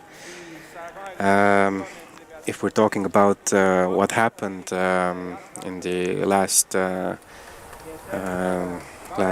to 10 Ks, Alo said that when Mikael Reim attacked in Ülenurme, that he was before that for the past 20 Ks he had already thought a lot about where to attack himself, but he knew that this was the place where he thought about attacking himself also. And when Mikael Reim's teammate Oskar Nisu initially attacked and Mikael made the counter-attack, then Alo felt that he also has to go with Mikael and credited his experience in that regard. And half of the interview was basically about yesterday's and Friday's Tour of Estonia, which ended yesterday with the Tartu GP, and where Johannes, the interviewer, asked some questions about it, and basically Alo said that he is disappointed since they didn't win the tour's general classification. He said that the tour started well with Norman's victory in the first stage, Tallinn Tartu GP.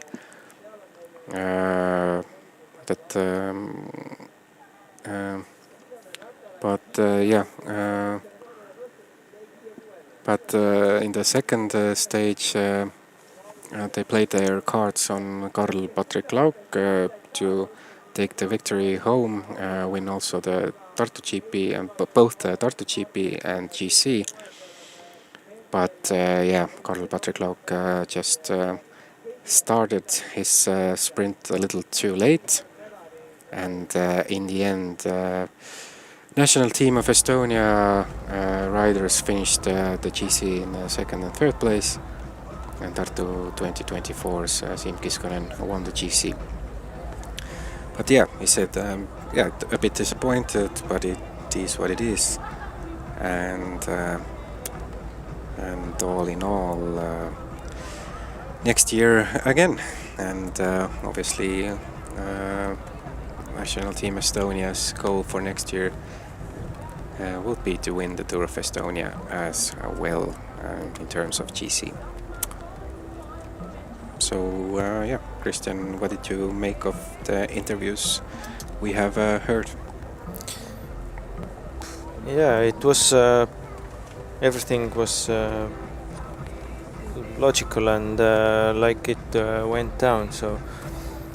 So yeah, from the perspective of the Estonian national team, it's really sad to lose the overall with just 1 second, and the national team has a long experience and very good results. So I thought that it would be a tough pill to swallow for them. So yeah, but from another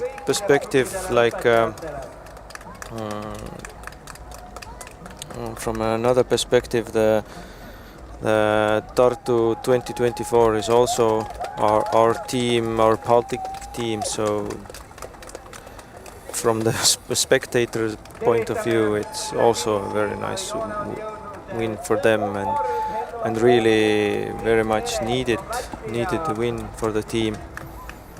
And a lot of great riders have come from this team, and also Madis Michels, for example, like having such amazing Giro d'Italia, and yeah, let's hope that Tartu Cycling 2024 will bring us a lot more new cycling talents.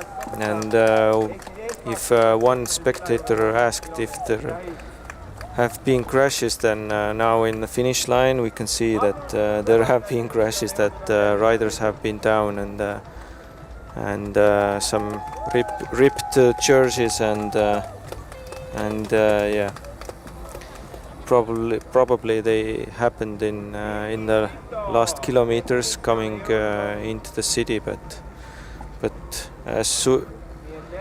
if a rider can finish the finish line, then it should be okay.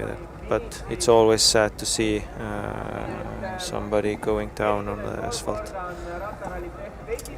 Does the rain that's pouring now at the moment make it also trickier in terms of safety? It probably will make some corners a little bit slippier, and riders who are still coming in should be more with open eyes, and not to rush into the corners as with dry weather, and yeah.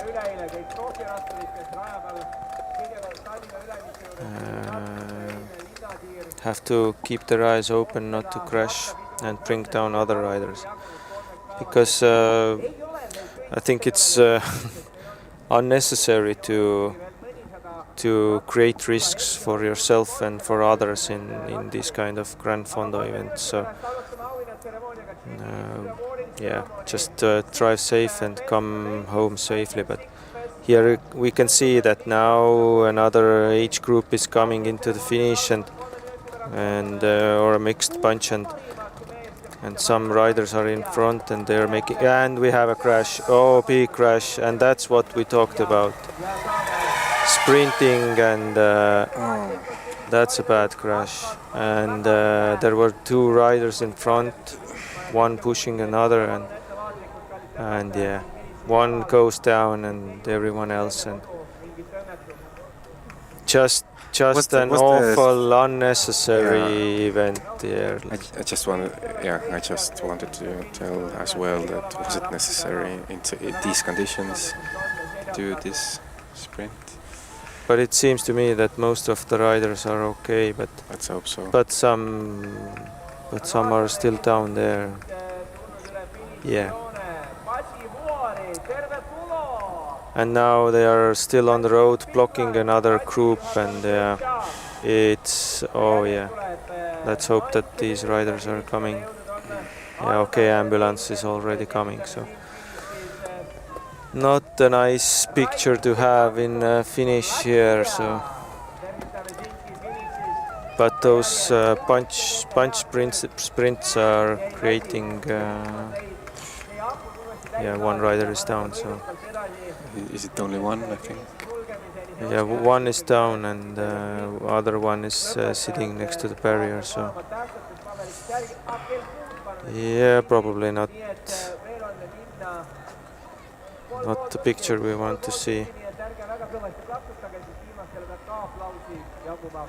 If at least he is getting up himself, if I'm seeing correctly, with a little assistance.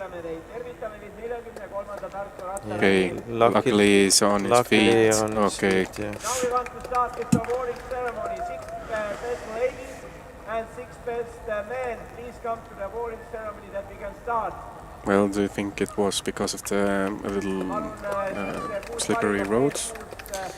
I think the problem was that there was a few riders before coming into the finish, and the group behind started to sprint finish, and suddenly the road got narrower, and all the riders didn't fit on the road, and touch of shoulders, touch of handlebars, and down they went. I wouldn't blame the rain here. I would tell that, yeah. Oh, and this is Priit Salumäe went down hard. Priit Salumäe is marketing director in Hawaii Express store chain, so yeah. Local cyclists know him very well, and walking over the finish bike line. in his hand. Yeah, the bike have some damage probably, and himself also a little bit, but yeah, too bad to not to finish like 20, 30, 50 meters before the line. So Do some stronger amateurs also have some sort of I don't know, insurance for these types of before these types of races? This here shows nicely that if you're a cyclist, then you have to make yourself life insurance and accidents insurance, because you never know what will happen, and you can trust yourself as much as you want, but you never know what the others will do on the course and so on. So yeah, you definitely should make yourself insurance if you don't have already. And for me also, when I broke my collarbone in spring, that showed that insurance is much needed. And as we can see here, actually, Lifery is a new insurance sponsor and sponsoring Tartu Rattaralli also. So I don't know if it was a good or a bad advertisement now. Lifery is one option for cyclists to consider. So yeah, a little bit dark humor, but yeah. Yeah, so we're currently waiting for the main awards ceremony for the top 6 men and top 6 women.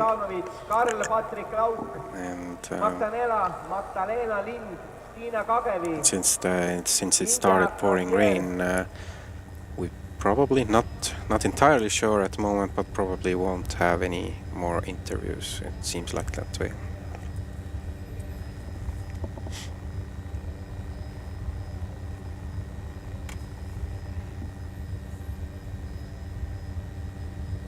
Yeah, and again we can see that Mihkel had a huge gap winning here. So strongest one won today. Yeah, it would have been fascinating to see Karl-Patrik Lauks and Mihkel Reims finish. Yeah, two guys from Saaremaa going head to head. Probably quite similar sprinting capabilities, do you reckon? Yeah, I would say, yeah.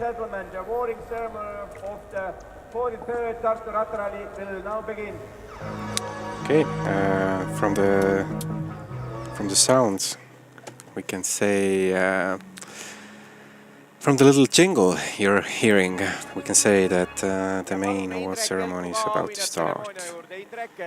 Auhinnad on välja pannud, the prizes are sponsored by Ale Kokk, Salvest, Eesti Some Pagar, awards from the event's sponsors. Henkel, Kardes. Ale Kokk, Salvest, I think. Me alustame mäefinišite Seems like autasustamisega. Eesti Pagar also. We will begin with the awarding of the sprints. Esimese mäefiniši võitis the winner of the first hill sprint is Oskar Nisu. Yeah, all right. Yeah. So before we get to the top 6, we are. Okay, it seems like we're giving awards for the mountain finish. Yeah. Oscar Nisu won the first mountain finish of today's race and gets 100 euros for that. Teise mäefiniši, the winner of the second hill sprint is Maris Bogdanovic from Latvia. And the winner of the second mountain finish today, Maris Bogdanovic from Latvia.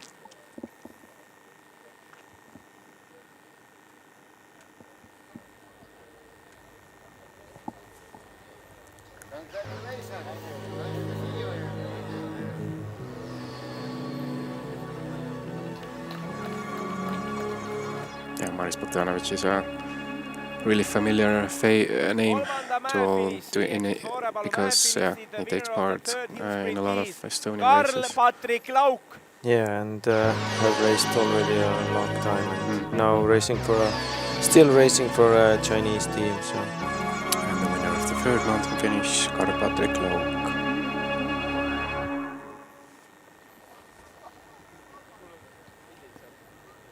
Ja infoks siis nii palju, et auhinnad annab üle võistluse direktor härra Indrek Kelk. Still a small prize from today, even if you didn't pull out the win, but nii, daamid ja härrad, jätkame 126 kilomeetri distantsi naiste põhiautoosustamisega. And we will start with the awarding ceremony of the need everything top they can ladies get, so. and distance 126 kilometers. Kuuendale kohale, the sixth place goes to Magdalena Lind from Norway. Yeah, with top 6 main ceremony we're starting from women. And 6th place, Magdalena Lind from Norway.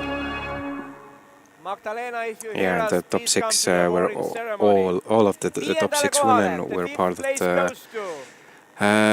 big peloton group. So, and Ladies Tour of Estonia winner Elina van Rooyen came 7th and lost 40, and her gap with the top 6 were over 40 seconds. Daamid ja härrad, kuna neiud teevad ennast ilusaks, teeme väikse muudatuse.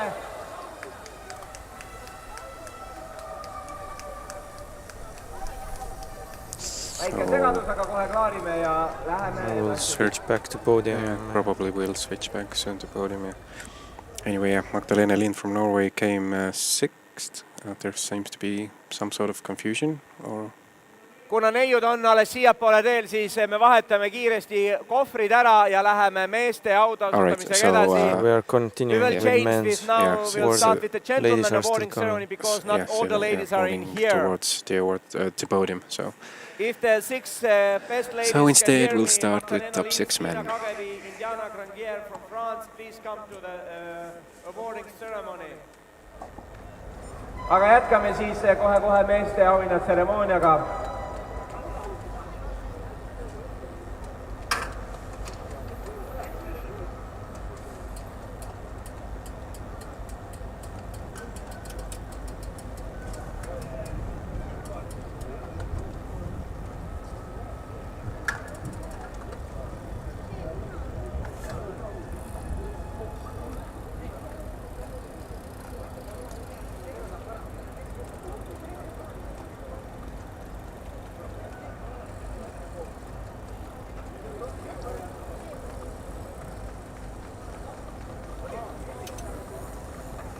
One rider is finishing again on foot, like it seems that something happened to him. Yeah, tire is come off totally, so probably tubeless, and something happened before. And but this is the spirit that athletes. It's nice to see that even if you're either running over the finish or but still finishing, so still having this result in the end. All right, so 6th place in today's men's race, Oliver Matic from Estonia. yeah, Oliver Mätik have been viiendale kohale. super good this spring, so Lapins from Latvia. let's hope it continues like that. So 5th place, Kust Lapins from Latvia.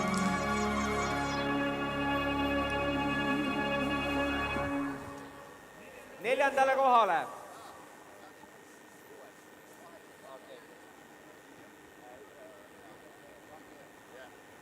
Yeah, actually Oliver Mätik, who came 6th in the men's junior category, participated. Neljandale kohale. Like something 17, 18 probably. Rokas Kimelauskas from Lithuania.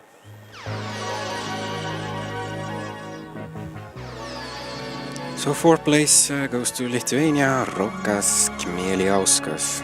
So at least one of the Rokases came in top 6. Daamid ja härrad, nüüd hakkame me lavale kutsuma Eesti mehi järjest. yeah, and it's Energus is new continental team for Lithuania. Lithuania has 2 continental teams. So. And 3rd place, Lauri Tamm from Tartu 2024 team. And race director Indrek Kelk gives him a 300 euros card.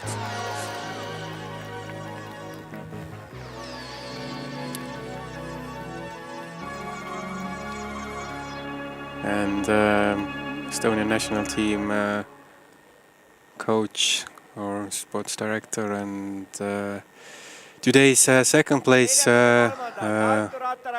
winner, let's say, Alo Jakin. And Mihkel Reim finally gets his first Tartu Rattaralli win. It's a bit of a overdue, but it finally he did it at 30 years old. Yeah, and it's a nice beginning definitely for the whole of the team also. So as I said, new team formed this winter, so a lot of Estonians there. Yeah, it would be interesting to see how that develops there and what will be the results, obviously. And yeah, and I think they are definitely a strong team to animate local races here and in Europe, and they are riding strong in Asia or also in China. So yeah. Mihkel is one of the leaders of the team. Mihkel and Martin Laas both, and they have some interesting races in China where the points and results, how they do it there is a little bit different when what we are used to in here in Europe but yeah, I think we will see strong results from them also, and they probably will ride Baltic Chain Tour in August here and stage from Tartu to Valga and one stage in Latvia. So all right, so with the men's top 6 ceremony, I think it's time to wrap it up. And yeah, another Tartu Rattaralli behind us. And women's also coming or not? Oh yeah, sorry. Women also. I forgot that we switched the women's and men's award ceremony since women were moving towards the podium. So the women's award ceremony will be the end of this broadcast. Yeah, but as you could see from the men's award ceremony, a lot of gifts and stuff for the winners, and basically all of them had some trouble carrying all of the stuff down from the podium. So yeah, let's hope that all the women are here. So yeah, they were preparing for the ceremony. So.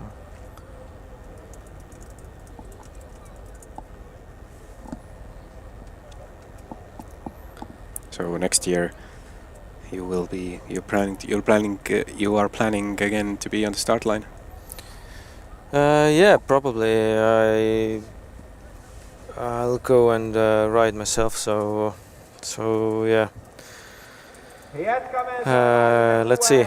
I hope that there won't be any problems and health is good and everything works out and I can ride. Yeah, it's because this is a big race for road race and iconic race for all Estonian and Baltic cyclists. So if you want to enjoy this big atmosphere what we have here, then yeah, it's a must-have event. And for the second time in about 10 minutes, Magdalena Lind heard her name. But yeah, now the women's award ceremony is finally taking place. Magdalena Lind from Norway, 6th. Stina Kagevi from Sweden came in 5th. And getting a little trophy from Indrek Kelk, the race director. Fourth place goes to France, India Granger. And as said before, all 6 women on the podium finished in the big peloton group in the big bunch. And it basically came down who had the best sprint today. And as you can see, a success for the Coop Repsol team. 3 women out of 3 are on the podium. Yeah, and third place goes to Tamara Szalinska from Poland, Polish national team. Teisele kohale. The second place goes to Akvile Kedraitė from Lithuania. And second place winner today, Akvile Kedraitė from Lithuania. Yeah, representing national team here.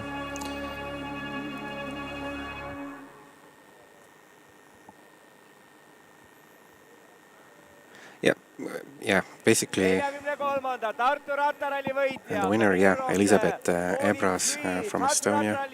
Elisabeth Ebras from Estonia. But what I wanted to say that I'm not sure if we've had 6 women in the big men's group. I'm not sure. I know we've had like 2 or 3.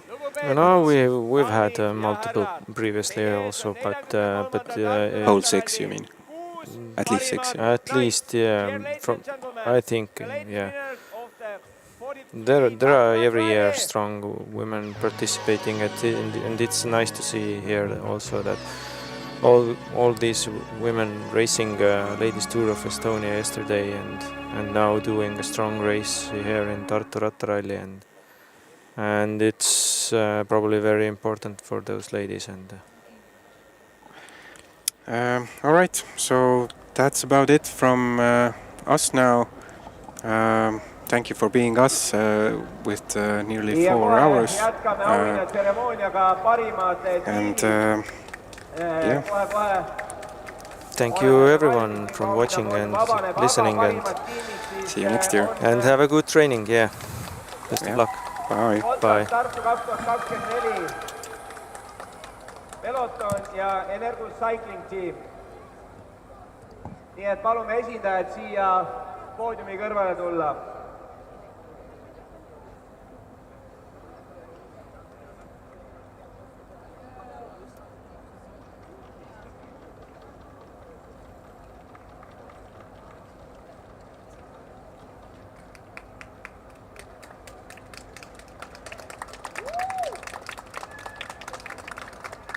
Aga jätkame siis parimate tiimide autasustamisega, nii et parimad tiimid 3 tükki.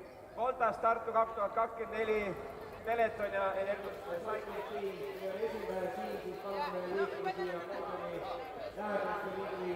Ei küll oma auhindadega maha saanud ja uued auhindad on peale tulnud, siis alustame parimate